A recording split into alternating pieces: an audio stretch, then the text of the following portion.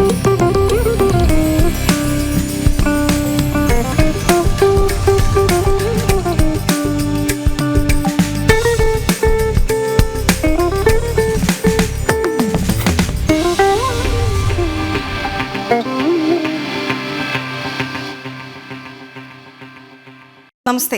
പുത്തൻപുലരിയിലേക്ക് എല്ലാ പ്രിയപ്പെട്ട പ്രേക്ഷകർക്കും സ്വാഗതം.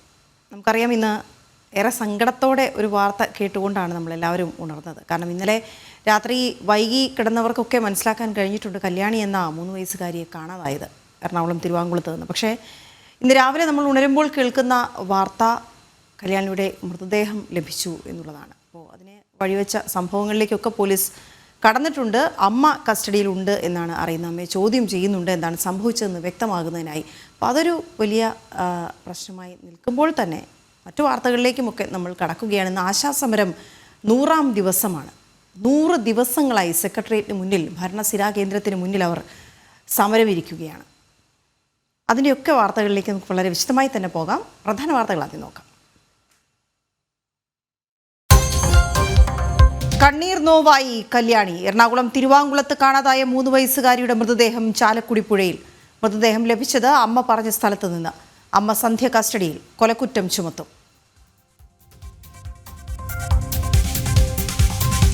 സെലബി പുറത്തു തന്നെ. തുർക്കി കമ്പനിയുടെ ഹർജിയിൽ ഡൽഹി ഹൈക്കോടതിയിൽ നിന്ന് ഇടക്കാല വിധിയില്ല. സുരക്ഷാ ക്ലിയറൻസ് റദ്ദാക്കിയത് തുടരും. സുരക്ഷിതമായിരിക്കുന്നതാണ് പ്രധാനമെന്ന് കോടതി. കമ്പനിക്കെതിരായ നടപടി സുരക്ഷാ അപകട സാധ്യതകൾ മുൻനിർത്തിയെന്ന് കേന്ദ്രം.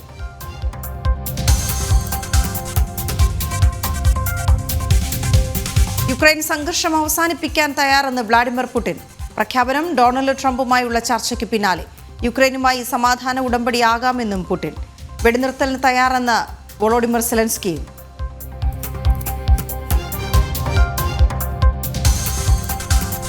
വ്യാജമോഷണ കേസിൽ FIR റദ്ദാക്കാതെ പോലീസ്. SIയെ മാത്രം സസ്പെൻഡ് ചെയ്തത് കണ്ണിൽ പൊടിയിടാനെന്ന ആക്ഷേപം. കള്ളക്കേസ് നൽകിയ വീട്ടുടമസ്ഥർക്കെതിരെയും നടപടിയില്ല. പരാതിക്കാരിയുടെ മൊഴി ഇന്ന് രേഖപ്പെടുത്തും.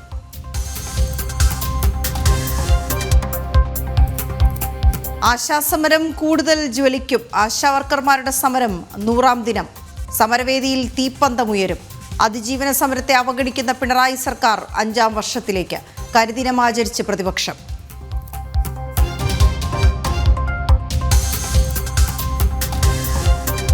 മഴ കുറയില്ല. 5 ദിവസത്തേക്ക് കൂടി അലർട്ട്. ഇന്ന് വടക്കിൽ 6 ജില്ലകൾക്ക് ഓറഞ്ച് അലർട്ട്. വെള്ളിയാഴ്ച വരെ മത്സ്യബന്ധനത്തിന് വിലക്ക്.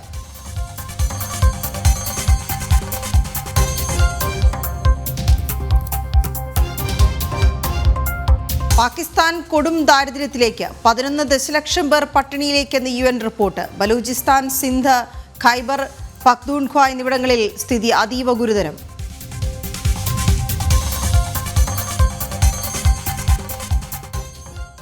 കല്യാണിയെ കണ്ടെത്തിയ വാർത്തയിലേക്ക് തന്നെയാണ് നമുക്ക് ആദ്യം പോകേണ്ടത്. കല്യാണിയുടെ മൃതദേഹം കണ്ടെത്തിയ വാർത്തയിലേക്കാണ് ആദ്യം പോകേണ്ടത്. എറണാകുളം തിരുവാങ്കുളത്താണ് 3 വയസ്സുകാരിയെ ഇന്നലെ കാണാതായത്. കല്യാണിയുടെ മൃതദേഹം പുലർച്ചെ കണ്ടെത്തി. 7 മണിക്കൂറോളം നീണ്ട തിരച്ചിലിനൊടുവിലാണ് കുട്ടിയെ മൂഴിക്കുളം പാലത്തിന് താഴെ പുഴയിൽ നിന്ന് സ്കൂബ ടീം കണ്ടെത്തിയത്.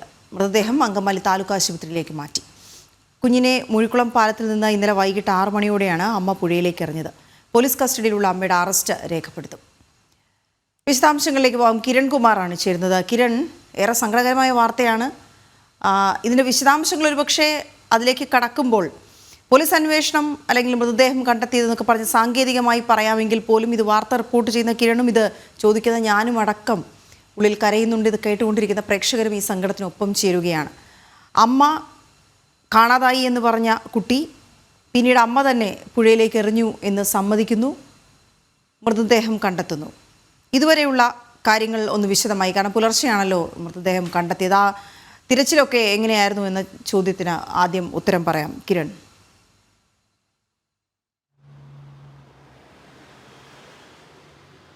വീണ, ഇന്നലെ രാത്രി 8 മണിയോടുകൂടിയാണ് ഈ 3 വയസ്സുകാരി കല്യാണിയെ കാണുന്നില്ല എന്ന ഒരു വിവരം പുത്തൻകുരിശ് പോലീസിനെ ലഭിക്കുന്നത്. ഈ കുട്ടിയുടെ അമ്മയുടെ ബന്ധുക്കളാണ് ഈ വിവരം പോലീസിനെ അറിയിച്ചത്. പിന്നീട് പോലീസും നാട്ടുകാരും നടത്തിയ പരിശോധനകൾക്കൊടുവിൽ രാത്രി 2:20 കൂടിയാണ് കുട്ടിയുടെ മൃതദേഹം മൂഴിക്കുളം പാലത്തിന് സമീപത്ത് നിന്ന് കണ്ടെത്തുന്നത്. ഈ സംഭവം കുട്ടിയുടെ അമ്മ ആദ്യം വിശദീകരിച്ചിരുന്നത് 3:30 അതായത് ഇന്നലെ വൈകിട്ട് 3:30 തിരുവാങ്കുളത്തുള്ള അംഗനവാടിയിൽ നിന്നും കുട്ടിയെ കൂട്ടി ഈ അമ്മയുടെ വീടായിട്ടുള്ള ആലുവക്കടുത്തുള്ള കുറുമശ്ശേരിയിലേക്ക് പോയി.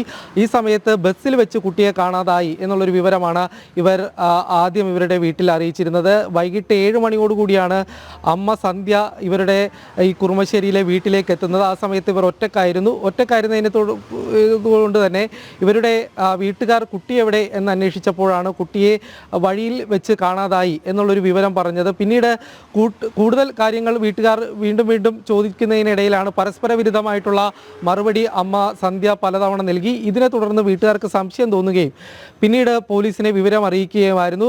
പോലീസ് നടത്തിയ അന്വേഷണങ്ങൾക്കൊടുവിലാണ് ഇന്നലെ 2:20 ഇന്ന് പുലർച്ചെ 2:20 മൃതദേഹം കണ്ടെത്തുന്ന ഒരു സാഹചര്യം ഉണ്ടായിരുന്നത്. വലിയ ഒരു അന്വേഷണം നാട്ടുകാരും പോലീസും ഒപ്പം ഒരു നാട് ഒന്നാകെ തന്നെ കുട്ടിയെ കണ്ടെത്തുന്നതിന് വേണ്ടിയുള്ള അന്വേഷണത്തിലായിരുന്നു ഇന്നലെ ഉണ്ടായിരുന്നത്.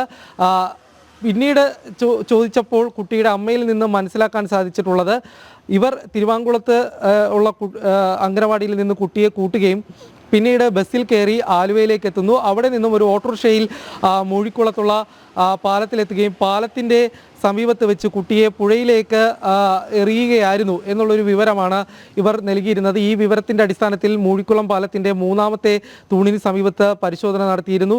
ഈ സ്കൂബ ടീം നടത്തിയ പരിശോധനകൾക്കൊടുവിലാണ് രാത്രി വൈകി ഈ മൃതദേഹം കിട്ടിയത്. ഏതായാലും കുട്ടിയുടെ അമ്മക്ക് മാനസിക ബുദ്ധിമുട്ടുകളുണ്ട് എന്നുള്ളൊരു കാര്യമാണ് നാട്ടുകാരൊക്കെ പറയുന്നത്. ഇന്നലെ വലിയൊരു പരിശോധന നടത്തിയിരുന്നു. ഈ സമീപത്ത് അതായത് ഈ കുട്ടിയുടെ അമ്മയുടെ മൊഴിയുടെ അടിസ്ഥാനത്തിൽ ഇവർ പറയുന്നതിൻ്റെ വ്യക്തത ലഭിക്കുന്നതിന് വേണ്ടി CCTV ദൃശ്യങ്ങളടക്കമുള്ളവ പരിശോധിച്ചിരുന്നതാണ്.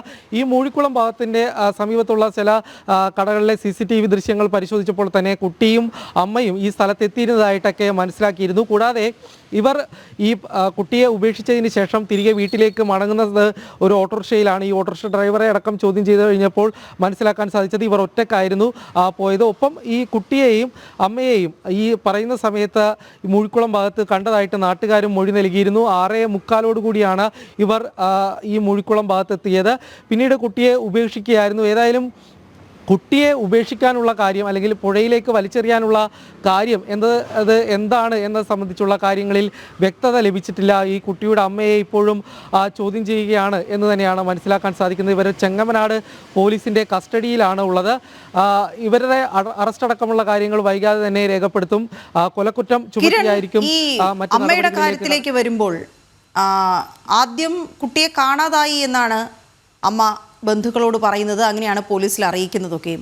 ബസ്സിൽ നിന്ന് കാണാതായി എന്ന് പറയുന്നു. പക്ഷെ പിന്നീട് പുഴയിൽ എറിഞ്ഞു എന്ന് അവർ തന്നെ സമ്മതിക്കുന്നതിൻ്റെ ഭാഗമായാണല്ലോ പുഴയിലേക്ക് തിരച്ചിൽ നീണ്ടത്. പക്ഷേ എന്താണ് ഈ അമ്മയുടെ കാര്യത്തിൽ സംഭവിക്കുന്നത്? ഇവരെക്കുറിച്ച് എന്താണ് ബന്ധുക്കൾ നൽകുന്ന വിവരം? ഒരു സാധാരണ മനോനിലയുള്ള ഒരു അമ്മയ്ക്കും ചെയ്യാൻ കഴിയാത്തൊരു കാര്യമാണ് ഈ അമ്മ ചെയ്തിരിക്കുന്നത്. അപ്പോൾ എന്തുകൊണ്ടാണ് അങ്ങനെ സംഭവിച്ചതെന്ന് ബന്ധുക്കൾ പറയുന്നുണ്ടോ?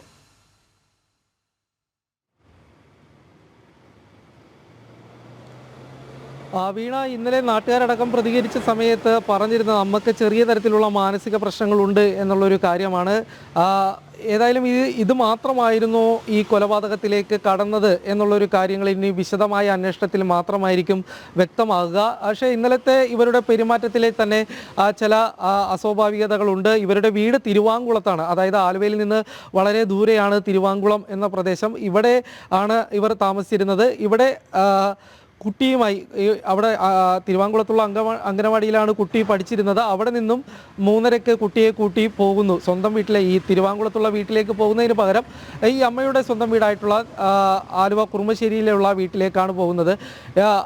അവിടെ എത്തിയതിന് ശേഷം അവിടെ നിന്നും അതായത് കുറുമശ്ശേരിയിൽ എത്തിയതിന് ശേഷം ഒരു ഓട്ടോറിക്ഷ ഉപയോഗിച്ച് എടുത്തുകൊണ്ടാണ് ഇവർ മൂഴിക്കുളം പാലത്തിന് സമീപത്തേക്ക് പോകുന്നത്. അവിടെയാണ് കുട്ടിയെ ഉപേക്ഷിക്കുന്നത്. പിന്നീട് തിരികെ വീട്ടിലേക്ക് ഒറ്റയ്ക്ക് വരുന്നു. ഈ സമയത്താണ് ഇവരുടെ വീട്ടിലുള്ള ആളുകൾക്ക് സംശയം തോന്നുകയും കൂടുതലായിട്ട് ചോദ്യം ചെയ്യുകയൊക്കെ ചെയ്തത്. ആദ്യം കുട്ടിയെ ബസ്സിൽ വെച്ച് കാണാതായി എന്നുള്ളൊരു കാര്യമാണ് ഇവർ പറഞ്ഞതെങ്കിലും പിന്നീട് ഇവർ പറയുന്ന കാര്യങ്ങളിൽ പരസ്പര വിരുദ്ധമായിട്ടുള്ള പല കാര്യങ്ങൾ കണ്ടതിനെ തുടർന്ന് ഇവർക്ക് സംശയം തോന്നുന്നതിനെ തുടർന്ന് ബന്ധുക്കൾ തന്നെയാണ് ആദ്യം പോലീസിലേക്ക് ഈ വിവരം അറിയിക്കുന്നത്. പോലീസും എത്തി അമ്മയിൽ നിന്ന് വിവരങ്ങൾ അന്വേഷിച്ചപ്പോൾ ആദ്യം ഇവർ ഈ കാര്യം തന്നെയാണ്, കുട്ടിയെ കാണാതായി എന്നുള്ള കാര്യം പറയുന്നു. പിന്നീട് താൻ തന്നെയാണ് ഈ പാലത്തിൽ നിന്ന് കുട്ടിയെ താഴത്തേക്ക് ഇട്ടത് എന്നുള്ളൊരു കാര്യം അമ്മ പറയുകയും പിന്നീട് അവിടെ എത്തി പോലീസ് പരിശോധന നടത്തുകയൊക്കെ ചെയ്യുന്ന ആലുവയിൽ നിന്നുള്ള UK സ്കൂബ ടീമാണ് ആദ്യം എത്തി സ്ഥലത്ത് പരിശോധന നടത്തിയത്. ആ സമയത്ത് രാത്രി വളരെ വൈകി സമയത്ത് വലിയ മഴയായിരുന്നു. ഇതിന് ചെറിയ രീതിയിലുള്ള പരിശോധനയ്ക്ക് ചെറിയ രീതിയിലുള്ള ബുദ്ധിമുട്ടുകളൊക്കെ ഉണ്ടായിരുന്നെങ്കിലും പിന്നീട് ഫയർഫോഴ്സിൻ്റെ സ്കൂബ ടീമിനെ കൂടി വിളിച്ചു വരുത്തുന്ന ഒരു സാഹചര്യം ഉണ്ടായിരുന്നു. ഇവരെത്തുന്നതിന് മുന്നോടിയായി തന്നെ ഒരു പുലർച്ചെ 2:20 കൂടിയാണ് കുട്ടിയുടെ മൃതദേഹം ഈ ചാലക്കുടി പുഴയിലെ ഈ മൂഴിക്കുളം പാലത്തിന്റെ കിരൺ, ഇതിന്റെ മറ്റു സാഹചര്യങ്ങൾ കൂടി പോലീസ് പരിശോധിക്കുന്നുണ്ടോ? ഈ കുട്ടിയുടെ അച്ഛൻ എവിടെയാണുള്ളത്, മറ്റു ബന്ധുക്കൾ എവിടെയാണുള്ളത്? ഈ കുട്ടിയും അമ്മയും കഴിഞ്ഞിരുന്നത് ആലുവയിലെ വീട്ടിലാണോ തിരുവാങ്കുളത്തെ വീട്ടിലാണോ? ഏത് സാഹചര്യത്തിലാണ് ഇവർക്ക് ഈ മാനസിക നില തകരാറിലാവുന്നൊരു സാഹചര്യം ഉണ്ടായത്, അല്ലെങ്കിൽ ആ തരത്തിൽ അവർ പെരുമാറി തുടങ്ങിയ കാര്യങ്ങൾ കൂടിയൊക്കെ പോലീസ് അന്വേഷിക്കുന്നുണ്ടോ ഈ അറസ്റ്റ് രേഖപ്പെടുത്തുന്നതിനോടൊപ്പം തന്നെ?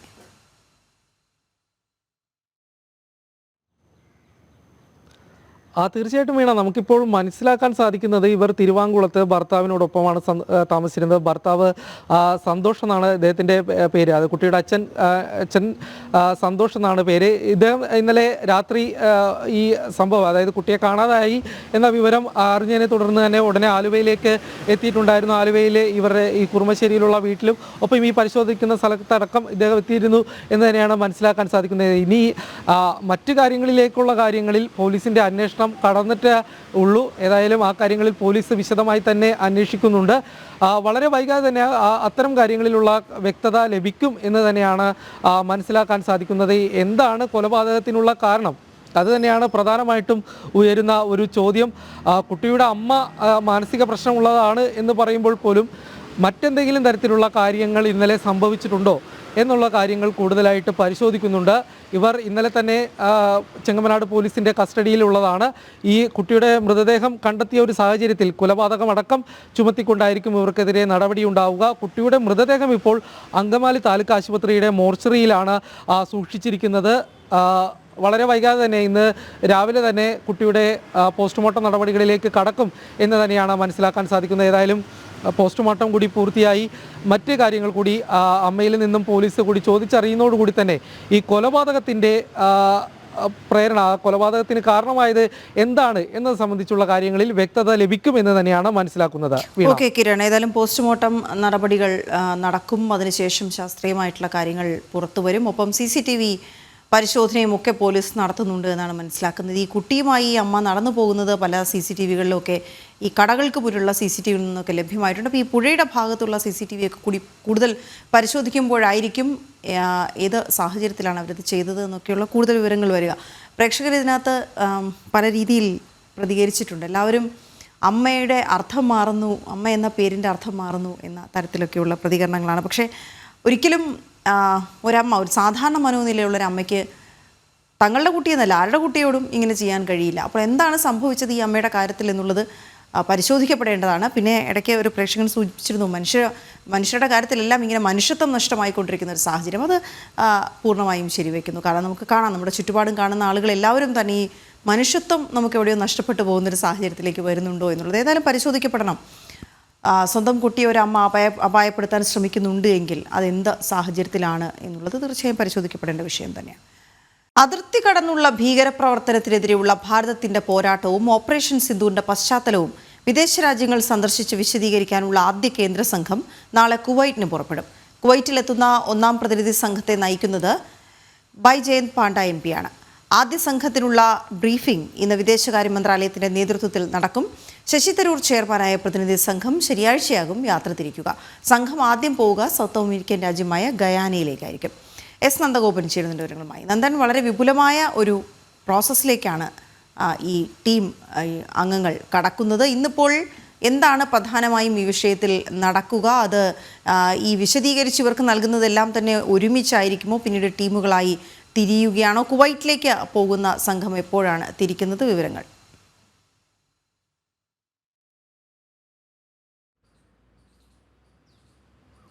വീണ, ആഗോള ഭീകരതയ്ക്കെതിരെ ഭാരതം പുലർത്തുന്ന നിലപാട്, ഒപ്പം അതിർത്തി കടന്ന് ഭാരതത്തിൻ്റെ മണ്ണിലേക്കെത്തി പാകിസ്ഥാൻ നടത്തിയ ഭീകരവാദ പ്രവർത്തനം, മാത്രമല്ല ഇതിൻ്റെ പശ്ചാത്തലത്തിൽ, ഈ ഭീകരവാദ പ്രവർത്തനത്തിൻ്റെ പശ്ചാത്തലത്തിൽ ഭാരതം നൽകിയ തിരിച്ചടി, ഓപ്പറേഷൻ സിന്ധൂർ, ഇതൊക്കെ വിവരിക്കുവാൻ വേണ്ടിയാണ് ഈ സംഘങ്ങൾ 7 സംഘങ്ങളായി തിരിച്ചുകൊണ്ട് 52 പേരുടെ ഒരു 7 സംഘത്തെ ഇപ്പോൾ തിരിച്ചിരിക്കുന്നത്. ഇതിൽ ആദ്യ സംഘം നാളെയാകും പുറപ്പെടുക. ഓരോ സംഘം പുറപ്പെടുന്നതിന് തൊട്ട് തലേ ദിവസമായിരിക്കും ഇത് സംബന്ധിച്ചിട്ടുള്ള ബ്രീഫിംഗ് വിദേശകാര്യ മന്ത്രാലയം നൽകുക. ഓരോ രാജ്യത്തും സ്വീകരിക്കേണ്ട നിലപാടുകൾ, അതേപോലെ തന്നെ ഓരോ രാജ്യത്തിൻ്റെ പ്രത്യേകതകൾ അനുസരിച്ച് അതുമായി ബന്ധപ്പെട്ട വിവരിക്കേണ്ട മറ്റ് വസ്തുക്കൾ തുടങ്ങിയ കാര്യങ്ങളാണ് ഈ ഒരു ബ്രീഫിങ്ങിൽ നൽകുക. ആദ്യ സംഘം നാളെയാണ് പുറപ്പെടുന്നത്. സൗദി അറേബ്യ, കുവൈറ്റ്, ബഹ്റിൻ, അതേപോലെ തന്നെ അൾജീരിയ, ഈ രാജ്യങ്ങളിലേക്കാകും ആദ്യ സംഘം പുറപ്പെടുന്നത്. BJPയുടെ MP ബൈജയന്ത് പാണ്ഡെ ആയിരിക്കും ആദ്യ സംഘത്തെ നയിക്കുക എന്നുള്ളതാണ് വ്യക്തമാക്കാൻ കഴിയുന്നത്. ഇതിൽ ജമ്മു കാശ്മീരിൻ്റെ മുൻ മുഖ്യമന്ത്രി ഗുലാം നബി ആസാദ് അടക്കമുള്ള വ്യക്തികൾ ഇതിൽ ഉൾപ്പെടുന്നു. അതേപോലെ തന്നെ രണ്ടാം സംഘം പുറപ്പെടുന്നത് UK, France, Germany, Italy, Denmark, അതേപോലെ തന്നെ യൂറോപ്യൻ യൂണിയൻ എന്നീ രാജ്യങ്ങളിലേക്കായിരിക്കും രണ്ടാം സംഘം പുറപ്പെടുന്നത്. BJPയുടെ MP രവിശങ്കർ പ്രസാദാണ് രണ്ടാം സംഘത്തെ നയിക്കുക. മൂന്നാം സംഘം Indonesia, Malaysia, south Korea, Japan, Singapore എന്നീ രാജ്യങ്ങളിലേക്കാകും അവർ പോകുന്നത്. അത് ജനതാദൾ യുണൈറ്റഡിൻ്റെ MP സഞ്ജയ് കുമാർ ജായ ആയിരിക്കും അവരെ ലീഡ് ചെയ്യുക. അതേപോലെ തന്നെ UAE, ലിബീരിയ, അതേപോലെ തന്നെ കോങ്കോ, അതേപോലെ തന്നെ മറ്റ് രാജ്യങ്ങളിലേക്ക് പുറപ്പെടുന്നത് നാലാമത്തെ സംഘമായിരിക്കും. ശിവസേന MP ശ്രീകാന്ത് ഏകനാഥ് ഷിൻഡെ ആയിരിക്കും ഈ സംഘത്തെ നയിക്കുക. ഇങ്ങനെ 7 സംഘങ്ങളായി തിരിഞ്ഞുള്ള യാത്രയാണ് ഇപ്പോൾ നിശ്ചയിച്ചിരിക്കുന്നത്. ഇതിൽ ഏറ്റവും പ്രധാനം, വലിയ രാഷ്ട്രീയ വിവാദമൊക്കെ ആയത് ശശി തരൂരിൻ്റെ യാത്രയാണ്. ഇതുമായി ബന്ധപ്പെട്ട് അമേരിക്കൻ രാജ്യങ്ങളിലേക്കായിരിക്കും ശശി തരൂർ ആദ്യം പുറപ്പെടുക എന്നുള്ളത് വ്യക്തമാക്കിയിട്ടുണ്ട്. ശനിയാഴ്ചയായിരിക്കും ശശി തരൂരിൻ്റെ യാത്രയെന്നും ഇതിനോടകം വ്യക്തമായിട്ടുണ്ട്. വെള്ളിയാഴ്ച ഇത് സംബന്ധിച്ചിട്ടുള്ള ബ്രീഫിംഗ് ഉണ്ടാകുമെന്നുള്ളത് കഴിഞ്ഞ ദിവസം ശശി തരൂർ തന്നെ വ്യക്തമാക്കിയിരുന്നു. പ്രധാനമായും ഈ സംഘം അവർ ജോർജ് ടൗണിലേക്കായിരിക്കും ആദ്യം പോവുക എന്നുള്ളതാണ് വ്യക്തമാക്കിയിരിക്കുന്നത്. പിന്നീട് പനാമയിലേക്കും, കൊളംബിയയിലേക്കും, ബ്രസീലിലേക്കും, ഒടുവിൽ അമേരിക്കയിലേക്കുമായിരിക്കും ഈ ശശി തരൂരിൻ്റെ സംഘം പുറപ്പെടുക എന്നുള്ളതാണ് വ്യക്തമായിരിക്കുന്നത്. അവർക്കുള്ള വെള്ളിയാഴ്ച ബ്രീഫിംഗ് കഴിയുമ്പോഴായിരിക്കും ശനിയാഴ്ച ഈ രാജ്യങ്ങളിൽ എന്ത് നിലപാട് സ്വീകരിക്കണമെന്നത് സംബന്ധിച്ചിട്ടുള്ള വ്യക്തത വരിക. ഏതായാലും 7 സംഘങ്ങളെ തിരിച്ചിട്ടുണ്ട്. 59 പേരടങ്ങുന്ന സംഘമാണ്. അതിൽ MPമാർ ഉൾപ്പെടുന്നു, മുൻ മന്ത്രിമാർ ഉൾപ്പെടുന്നു, വിവിധ രാഷ്ട്രീയ പാർട്ടികളിൽ നിന്നുമുള്ളവർ ഉൾപ്പെടുന്നു എന്നുള്ളതാണ് പ്രത്യേകത. ഇതുമായി ബന്ധപ്പെട്ട് ലോക രാജ്യങ്ങൾക്ക് മുന്നിലേക്ക് ഭാരതത്തിൻ്റെ നിലപാട് വ്യക്തമാക്കുക എന്നുള്ള ഉദ്ദേശത്തിലാണ് 32 രാജ്യങ്ങളിലേക്ക് യാത്ര ചെയ്യുവാൻ വേണ്ടി ഈ 7 സംഘത്തെ നിയോഗിച്ചത് എന്നുള്ളതാണ്. അതായത് ആഗോള ഭീകരതയ്ക്കെതിരെ ഭാരതം സ്വീകരിക്കുന്ന ഉറച്ച നിലപാട് അത് നേരത്തെ തന്നെ ലോക രാജ്യങ്ങൾക്ക് മുന്നിൽ വ്യക്തമാക്കിയിട്ടുണ്ട്. എന്നിരുന്നാൽ തന്നെയും ഈ അടുത്ത സമയത്ത് പെഹൽഗാം ഭീകരാക്രമണം ഏതാണ്ട് വലിയ രീതിയിൽ ഭാരതത്തെ മാത്രമല്ല ലോക രാജ്യങ്ങളെ മുഴുവൻ ഞെട്ടിച്ച അവസ്ഥയാണ്. 26 പേരായിരുന്നു കൊല്ലപ്പെട്ടത്. ഈ ഒരു പശ്ചാത്തലത്തിൽ മാത്രമല്ല തുടർന്നും ഇതിനു മുമ്പും സമാനമായ രീതിയിലുള്ള ഭീകരാക്രമണങ്ങൾ ഉണ്ടായിട്ടുണ്ട്. മാത്രമല്ല പുൽവാമയും അതേപോലെ തന്നെ ഉറി അടക്കമുള്ള കാര്യങ്ങൾ ഇതുമായി ബന്ധപ്പെട്ട് ഭാരതം വിശദീകരിക്കുമെന്നുള്ളതാണ് അറിയാൻ കഴിയുന്നത്. വീണ. ഓക്കെ, ശരി നന്ദൻ. പാകിസ്ഥാൻ കൊടും ദാരിദ്ര്യത്തിലേക്കെന്ന UN റിപ്പോർട്ട്. രാജ്യത്തെ 11 ദശലക്ഷം പേർ പട്ടിണിയിലേക്ക് എന്നാണ് റിപ്പോർട്ട് സൂചിപ്പിക്കുന്നത്. ബലൂചിസ്ഥാൻ, സിന്ധ്, ഖൈബർ പഖ്തൂൺഖ്വ എന്നിവിടങ്ങളിലെ ഗ്രാമീണ മേഖലയിൽ സ്ഥിതി അതീവ ഗുരുതരമെന്നാണ് കണക്കുകൾ വ്യക്തമാക്കുന്നത്. ജനസംഖ്യയുടെ 22% കടുത്ത ഭക്ഷ്യ അരക്ഷിതാവസ്ഥ നേരിടുന്നുണ്ടെന്ന് വെളിപ്പെടുത്തുന്നു. കാലാവസ്ഥാ വ്യതിയാനം, വിട്ടുമാറാത്ത ദാരിദ്ര്യം, സർക്കാർ അവഗണന എന്നിവയാണ് പ്രതിസന്ധിക്ക് കാരണം. ചില ജില്ലകളിൽ പോഷകാഹാരക്കുറവ് ഭയാനകമായ നിലയിലെത്തിയിരിക്കുന്നു. അടിയന്തര ഇടപെടൽ നടത്തിയില്ലെങ്കിൽ തുടർച്ചയായ കാലാവസ്ഥാ ആഘാതങ്ങളും വർദ്ധിച്ചുവരുന്ന ഭക്ഷ്യ അരക്ഷിതാവസ്ഥയും ചേർന്ന് 2025 പാകിസ്ഥാന്റെ പോഷകാഹാരക്കുറവ് പ്രതിസന്ധി കൂടുതൽ വഷളാക്കുമെന്ന് FAO മുന്നറിയിപ്പ് നൽകുന്നു.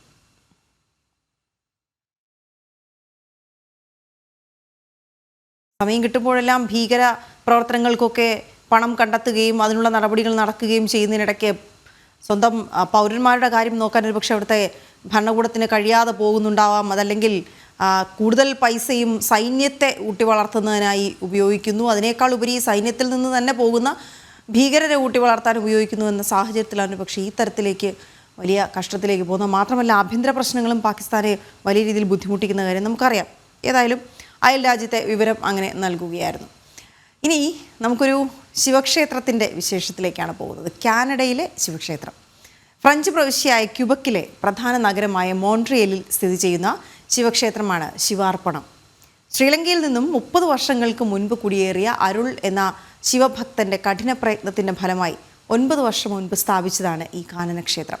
ഒരു ദിവസം പരമാവധി 15 പേർക്ക് മാത്രമാണ് ഈ ക്ഷേത്രത്തിൽ പ്രവേശനം ഉണ്ടാവുക. ടൊറന്റോയിൽ നിന്ന് 680 കിലോമീറ്ററും മോൺട്രിയലിൽ നിന്ന് 170 കിലോമീറ്ററും ഉള്ളിലായി സ്ഥിതി ചെയ്യുന്ന മോഡൻ ഹൈറ്റ്സ് എന്ന സ്ഥലത്താണ് ഈ ക്ഷേത്രമുള്ളത്. ജയശങ്കർ പിള്ള പകർത്തിയ ദൃശ്യങ്ങളിലേക്ക്.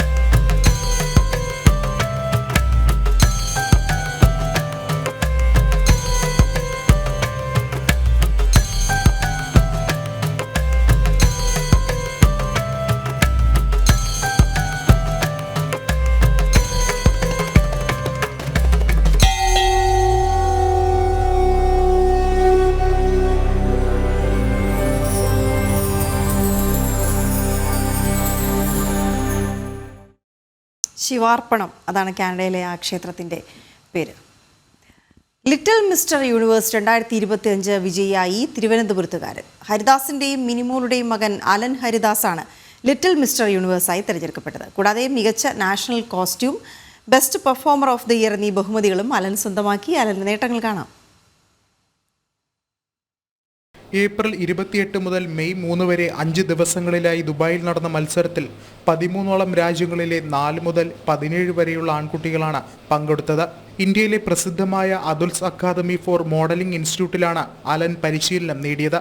2005 ജോർജിയയിൽ ആരംഭിച്ച little master and miss international മത്സരത്തിന്റെ 20ാം വാർഷികത്തിന്റെ ഭാഗമായാണ് ദുബായിൽ little master and miss international മത്സരം സംഘടിപ്പിച്ചത്. ലോകത്തിലെ തന്നെ പ്രശസ്തമായ കുട്ടികളുടെ മത്സരം കൂടിയാണ് ഇത്. ജോർജിയയിൽ നിന്നുള്ള മായ തവസ്ഡേയുടെ നേതൃത്വത്തിലുള്ള യൂണിവേഴ്സൽ ഇന്റർനാഷണൽ പ്രൊഡക്ഷനായിരുന്നു മത്സരത്തിന്റെ സംഘാടകർ. ചെന്നൈ പേരമ്പ്രം എർവിൻ വിദ്യാശ്രമം സ്കൂളിലെ 4ാം ക്ലാസ് വിദ്യാർത്ഥിയാണ് അലൻ ഹരിദാസ്. എന്റർടൈൻമെന്റ് ഡെസ്ക്, ജനം. വീണ്ടും നമുക്ക് ഗൗരവമുള്ളൊരു വാർത്തയിലേക്ക് പോകാം. നമുക്കറിയാം, കഴിഞ്ഞ ദിവസം കോഴിക്കോട് നഗരപരിധിയിൽ തന്നെ ഉണ്ടായ തീപിടുത്തം, വൻ തീപിടുത്തമാണ് ഉണ്ടായത്. അപ്പോൾ ആ തീപിടുത്തം എങ്ങനെ ഉണ്ടായി എന്നുള്ള അന്വേഷണം പ്രധാനമായും നടക്കുന്നു. എന്തെങ്കിലും തരത്തിൽ അട്ടിമറി ഉണ്ടായിട്ടുണ്ടോ, പ്രശ്നങ്ങൾ ഉണ്ടായിട്ടുണ്ടോ, അതോ ഷോർട്ട് സർക്യൂട്ടാണോ? സ്വാഭാവികമായ ഒരു തീപിടുത്തം ഉണ്ടാകുമ്പോൾ അങ്ങനെയാണ് ആദ്യം അന്വേഷണം ആരംഭിക്കുക. പക്ഷേ പ്രധാനപ്പെട്ടൊരു കാര്യം, എന്തുകൊണ്ട് ഈ തീ ഇത്ര അധികം പടർന്നു പിടിക്കാനൊരു സാഹചര്യം ഉണ്ടായി? എന്തുകൊണ്ട് ആ തീ കെടുത്താൻ ആദ്യഘട്ടത്തിലേക്ക് കഴിഞ്ഞില്ല? ഈ ചോദ്യങ്ങളിലേക്ക് കൂടി പോയപ്പോഴാണ് എത്രത്തോളം അനധികൃതമായിട്ടുള്ള നിർമ്മിതികൾ അവിടെ നടന്നിട്ടുണ്ട് എന്ന് മനസ്സിലാക്കാൻ കഴിയുന്നത്. പക്ഷേ ഇതൊക്കെ ചൂണ്ടിക്കാണിക്കുമ്പോൾ കോർപ്പറേഷനും മേയറും ഒക്കെ പറയുന്നത് അവരുടെയൊന്നും ശ്രദ്ധയിൽപ്പെട്ടിട്ടില്ല എന്നുള്ളതാണ്. മൂക്കിന് താഴെ സ്ഥിതി ചെയ്യുന്ന കെട്ടിടത്തെക്കുറിച്ചാണ് പറയുന്നത്. നഗരപരിധിയിൽ നിരവധി അനധികൃത കെട്ടിടങ്ങൾ ഇങ്ങനെ ഉണ്ടായിട്ടും കോഴിക്കോട് കോർപ്പറേഷൻ നടപടിയെടുക്കുന്നില്ല എന്നാണ് മനസ്സിലാക്കാൻ കഴിഞ്ഞത്. കഴിഞ്ഞ ദിവസം ഈ തീപിടുത്തമുണ്ടായ പുതിയ ബസ് സ്റ്റാൻഡിലെ കെട്ടിടങ്ങൾ പ്രവർത്തിച്ചതും അനധികൃതമായി തന്നെയാണ്. അധികൃതരുടെ കെടുകാര്യസ്ഥതയിൽ പ്രതിഷേധവും ശക്തമാകുന്നുണ്ട് അവിടെ. അതേസമയം ജില്ലാ ദുരന്ത നിവാരണ അതോറിറ്റി ഇന്ന് യോഗം ചേരുന്നുണ്ട്. ഈ സ്ഥലത്ത് ഇലക്ട്രിക്കൽ ഇൻസ്പെക്ടറേറ്റിൻ്റെ പരിശോധന ഇന്നും തുടരുമെന്നാണ് അറിയുന്നത്. ദിസ്ന സുരേഷ് ചേരുന്നുണ്ട് വിവരങ്ങളുമായി. ദിസ്ന, ആദ്യഘട്ടത്തിൽ തന്നെ എന്തുകൊണ്ട് ഈ തീപിടുത്തം ഇത്രയധികം വ്യാപിച്ചു, ഇത് നിയന്ത്രണ വിധേയമാക്കാൻ കഴിഞ്ഞില്ല എന്നൊക്കെയുള്ള ചോദ്യങ്ങൾ ഉയർന്നിരുന്നു. അത് പിന്നീട് തീ കത്തി അമർന്നപ്പോഴാണ് മനസ്സിലാക്കാൻ കഴിയുന്നത് എത്രത്തോളം അനധികൃതമായി ആ കെട്ടിടത്തിൽ നിർമ്മിതികൾ നടന്നിരുന്നു എന്നുള്ളതാണ്. അപ്പോൾ ആ കെട്ടിടത്തിൽ മാത്രമല്ല, കോർപ്പറേഷൻ പരിധിയിൽ പലയിടങ്ങളിലും ഇത്തരത്തിൽ അനധികൃതമായുള്ള നിർമ്മാണ പ്രവർത്തനങ്ങൾ നടന്നിട്ടുണ്ട് എന്ന് തുടർന്ന് അതുവഴി കടന്നു പോകുന്ന ഏതൊരു സാധാരണക്കാരനും മനസ്സിലാവുന്ന കാര്യമാണത്. പക്ഷേ കോർപ്പറേഷൻ്റെ ശ്രദ്ധയിൽ ഇത് പെട്ടിട്ടില്ല എന്നാണ് ഇന്നലെയും കൂടി മേയർ പറഞ്ഞത്. അപ്പോൾ ഏതൊക്കെ തരത്തിൽ ഇപ്പോൾ തീപിടുത്തം നടന്ന സ്ഥലത്തുള്ള പരിശോധനകൾ എങ്ങനെ നടക്കുന്നു, ഒപ്പം മറ്റ് അനധികൃത നിർമ്മാണങ്ങളുമൊക്കെ പരിശോധിക്കപ്പെടുമോ ഈ ഒരു പശ്ചാത്തലത്തിലെങ്കിലും? തീർച്ചയായും വീണ സൂചിപ്പിച്ചതുപോലെ ആദ്യത്തെ ചോദ്യം എന്ന് പറയുന്നത് അതനുസരിച്ച് നമുക്ക് പറയുകയാണെങ്കിൽ ഈ ഫ്ലെക്സ് ബോർഡുകൾ കെട്ടിയടച്ചുള്ള ഒരു നിർമ്മിതിയാണ് ഉണ്ടായിരുന്നത് എന്ന് തന്നെയാണ് ഈ ഫയർഫോഴ്സ് അടക്കം പ്രാഥമിക നിഗമനത്തിൽ കണ്ടെത്തിയത്. അതായത് അതുകൊണ്ട് തന്നെ ഈ തീപിടുത്തം ഉണ്ടായ സമയത്ത് സുരക്ഷ, അതായത് ഈ വെള്ളം അകത്തേക്ക് കടക്കുവാൻ വലിയ ബുദ്ധിമുട്ടുണ്ടായി എന്നൊരു കാര്യം തന്നെയാണ് ഫയർഫോഴ്സിന്റെ റിപ്പോർട്ടിലടക്കം ഉൾപ്പെടുത്തി അവർ റിപ്പോർട്ട് സമർപ്പിക്കുക എന്നൊരു വിവരം തന്നെയാണ് നമുക്ക് അറിയാൻ കഴിഞ്ഞിട്ടുള്ളത്. നേരത്തെ വീണ സൂചിപ്പിച്ചതുപോലെ തന്നെ അനധികൃതമായി കെട്ടിടം നിർമ്മിക്കുന്നു കോഴിക്കോട് കോർപ്പറേഷനെതിരെ വലിയ രീതിയിലുള്ള പരാതി ഇത് സംബന്ധിച്ച് നേരത്തെ തന്നെ വന്നിരുന്നു. ഇത്തരത്തിൽ അനധികൃത കെട്ടിടത്തിന് അനുമതി നൽകുന്നു എന്ന പരാതിയും വന്നിരുന്നു. അതിൽ പ്രധാനമായും എടുത്തു പറഞ്ഞത് കോഴിക്കോട് ട്രേഡ് സെന്റർ ഉൾപ്പെടെയുള്ള വിഷയങ്ങൾ നമ്മുടെ മുന്നിലുണ്ട്. അതായത് ഈ ഹൈക്കോടതി അടക്കം ഉത്തരവുണ്ടായിട്ടും ആ ട്രേഡ് സെന്റർ കോർപ്പറേഷന്റെ മൂക്കിന് തുമ്പത്ത് പ്രവർത്തിക്കുന്നു എന്നത് തന്നെയാണ് നമുക്ക് പറയാൻ കഴിയുന്നത്. അതുപോലെ തന്നെയാണ് ഈ ബസ് സ്റ്റാൻഡിലെ തീപിടുത്തവും വീണ നേരത്തെ സൂചിപ്പിച്ചതുപോലെ തന്നെ ഇന്ന് ഇലക്ട്രിക്കൽ ഇൻസ്പെക്ടറേറ്റിന്റെ പരിശോധന തുടരുമെന്ന് തന്നെയാണ് അറിയാൻ സാധിക്കുന്നത്. അതേസമയം ദുരന്ത നിവാരണ അതോറിറ്റിയുടെ യോഗം ഉണ്ടാകും. വിവിധ വകുപ്പുകളിലെ ഉദ്യോഗസ്ഥർക്ക് പുറമെ കോർപ്പറേഷൻ അധികൃതരും യോഗത്തിൽ പങ്കെടുക്കുമെന്നാണ് അറിയാൻ സാധിച്ചിരിക്കുന്നത്. അതോടൊപ്പം തന്നെ ഇന്ന് ഉച്ചയ്ക്ക് 12 മണിക്ക് കോഴിക്കോട് മേയറുടെ ഒരു വാർത്താ സമ്മേളനമുണ്ട്. ഈ വ്യാപാരികളൊക്കെ തന്നെയും വലിയ പ്രതിഷേധത്തിലായിരുന്നു ഈ തീപിടുത്തം ഉണ്ടായ സമയത്ത്. ഈ കോഴിക്കോട് ജില്ലയെ സംബന്ധിച്ചിടത്തോളം 2007 സമാനമായ രീതിയിൽ തീപിടുത്തം ഉണ്ടായി. ആ തീപിടുത്ത സമയത്തും ഈ തീ അണയ്ക്കുവാൻ വളരെ വൈകിയ ഒരു കാഴ്ച നമ്മൾ കണ്ടിരുന്നു. ആ സമയത്ത് തന്നെ ഈ ഫയർ സ്റ്റേഷന്റെ ആവശ്യം എന്നൊരു കാര്യം വലിയ രീതിയിൽ വ്യാപാരികൾ ഉൾപ്പെടെയുള്ള ആളുകൾ ഉന്നയിച്ച വിഷയമായിരുന്നു. ഈ അതായത് ബീച്ചിൽ ഒരു ഫയർ സ്റ്റേഷൻ ഉണ്ട്, എന്നാൽ ആ ഫയർ സ്റ്റേഷൻ പ്രവർത്തിക്കുന്നത് താൽക്കാലിക കെട്ടിടത്തിലാണ്. അതിന്റെ ഓഫീസ് പ്രവർത്തിക്കുന്നതാകട്ടെ ഏറ്റവും വിചിത്രം എന്ന് പറയട്ടെ ക്വാർട്ടേഴ്സിലാണ് എന്നതാണ്. അതായത് സ്റ്റാഫ് താമസിക്കുന്ന ക്വാർട്ടേഴ്സിലാണ് ആ ഓഫീസ് പ്രവർത്തിക്കുന്നത്.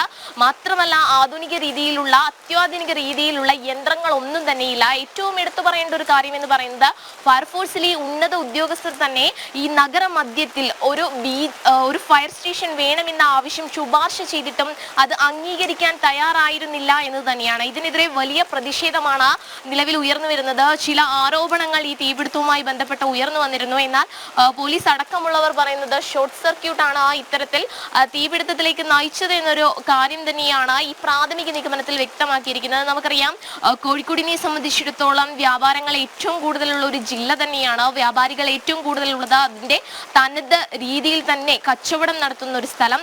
അവിടെയാണ് ഇത്തരത്തിൽ ഫ്ലെക്സ് ബോർഡുകൾ മറച്ച് അനധികൃതമായുള്ള കെട്ടിടങ്ങൾ കോർപ്പറേഷൻ അനുമതിയോടെ പ്രവർത്തിക്കുന്നത് എന്ന് തന്നെയാണ്. ഇതിനെതിരെ വലിയ പ്രതിഷേധം ഉയർന്നു കഴിഞ്ഞു. കളക്ടർ ഉൾപ്പെടെയുള്ള ആളുകൾ അല്ലെങ്കിൽ ഫയർഫോഴ്സ് ഉൾപ്പെടെയുള്ള ആളുകൾ ഈ കെട്ടിടത്തിൽ പരിശോധന നടത്താനോ ഒരു ഓഡിറ്റിംഗ് നടത്തുവാനോ തയ്യാറാവുന്നില്ല എന്നത് തന്നെയാണ് ഈ വിഷയവുമായി ബന്ധപ്പെട്ട് നമുക്ക് പറയുവാനുള്ളത്. വീണ, ഇതിനെ 3 കാര്യങ്ങളായി കൂടി ഒന്നുകൂടി വിശദീകരിക്കാം. അതായത് ഈ തീപിടുത്തം എങ്ങനെ ഉണ്ടായി എന്നുള്ളത് സംബന്ധിച്ചുള്ള അന്വേഷണം എവിടെ എത്തി നിൽക്കുന്നു എന്നുള്ളത്. ഷോർട്ട് സർക്യൂട്ട് എന്ന നിഗമനത്തിൽ പ്രാഥമികമായി തന്നെ എത്തിച്ചേർന്നിരുന്നുവെങ്കിൽ പോലും ഈ ഉടമയും മുന്നുടമയും തമ്മിലുള്ള പ്രശ്നങ്ങൾ എന്ന രീതിയിലൊക്കെയും ചില റിപ്പോർട്ടുകൾ വന്നിരുന്നു. ഒരു അട്ടിമറി സാധ്യതയും ഒക്കെ ആ സമയത്ത് പരിശോധിക്കപ്പെട്ടിരുന്നതാണ്. അപ്പോൾ കൂടുതൽ പരിശോധനകൾ ഇന്ന് നടക്കുമ്പോൾ അതിൽ ഇന്ന് തന്നെ ഒരു വ്യക്തത വരാനുള്ള സാധ്യതയുണ്ട് ഈ ഷോർട്ട് സർക്യൂട്ടുമായി ബന്ധപ്പെട്ട് എന്നുള്ളത് വളരെ പ്രധാനപ്പെട്ട ഒരു കാര്യം. മറ്റൊന്ന് ഈ ഫയർഫോഴ്സിൻ്റെ കാര്യം, അത് ഒരുപക്ഷെ നമ്മൾ തന്നെ റിപ്പോർട്ട് നൽകിയതാണ് ഈ വിഷയത്തിൽ.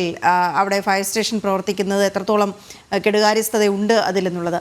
മറ്റൊന്ന് ഇപ്പോൾ ദിവസം ഏറ്റവും അവസാനം ചൂണ്ടിക്കാട്ടിയതുപോലെ അവിടെ നടക്കുന്ന ഈ അനധികൃത നിർമ്മാണങ്ങൾ, ഒരു പ്രശ്നം ഉണ്ടായതിനു ശേഷം അത് പരിഹരിക്കപ്പെടാനുള്ള അവസ്ഥ നോക്കുന്നതിനൊപ്പം തന്നെ ഒരു പ്രശ്നം ഉണ്ടാകാതിരിക്കാനുള്ള സാധ്യത കൂടി നോക്കണമല്ലോ.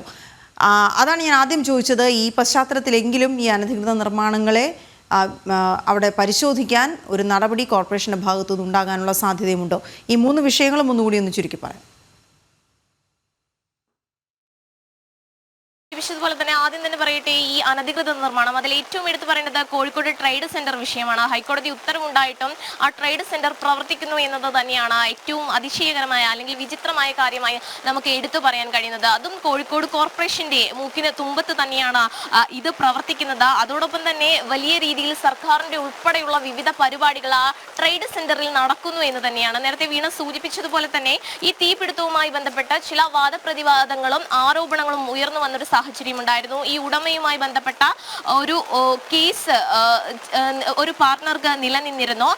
മെഡിക്കൽ കോളേജ് പോലീസ് സ്റ്റേഷനിലാണ് ആ കേസ് ഉണ്ടായിരുന്നത്. ആ കേസുമായി ബന്ധപ്പെട്ട അത്തരത്തിലാണോ ഈ തീപിടുത്തം ഉണ്ടായത്, അതിൽ ദുരൂഹതയുണ്ടോ എന്നുള്ള കാര്യങ്ങളൊക്കെ തന്നെയും വലിയ രീതിയിൽ ചർച്ച ചെയ്യപ്പെട്ടിരുന്നു. പക്ഷേ ഇപ്പോൾ നൽകിയ റിപ്പോർട്ട്, അതായത് പ്രാഥമിക റിപ്പോർട്ടിൽ വ്യക്തമാക്കിയിട്ടുള്ളത് സ്പെഷ്യൽ ബ്രാഞ്ച് ഉൾപ്പെടെയുള്ള ആളുകൾ അന്വേഷണത്തിൽ കണ്ടെത്തിയിട്ടുള്ളത് അതുമായി ബന്ധപ്പെട്ടുള്ള കാരണങ്ങളല്ല തീപിടുത്തത്തിലേക്ക് നയിച്ചത്, പകരം ഷോർട്ട് സർക്യൂട്ട് ആണ് എന്നൊരു പ്രാഥമിക നിഗമനത്തിലാണ് എത്തിയിരിക്കുന്നത്. ഈ ഫയർഫോഴ്സ് തന്നെ ആ ദിവസം തന്ന, അല്ലെങ്കിൽ മാധ്യമങ്ങളെ കണ്ടപ്പോൾ പറഞ്ഞത്, ഇത്തരത്തിൽ ഫ്ലെക്സ് ബോർഡുകൾ കെട്ടി അടച്ച് ഈ ബിൽഡിങ്ങുകളൊക്കെ തന്നെയും പ്രവർത്തിക്കുന്നത് രക്ഷാപ്രവർത്തനത്തിന് കാരണമാകുന്നു എന്നത് ഫയർഫോഴ്സ് തന്നെ പറയുന്നു. അതായത് ഈ സുരക്ഷാ മാനദണ്ഡങ്ങൾ പാലിക്കപ്പെട്ടില്ല എന്നൊരു കാര്യം തന്നെയാണ് ആ റിപ്പോർട്ടിൽ പ്രധാനമായും എടുത്തു കാണിക്കുക.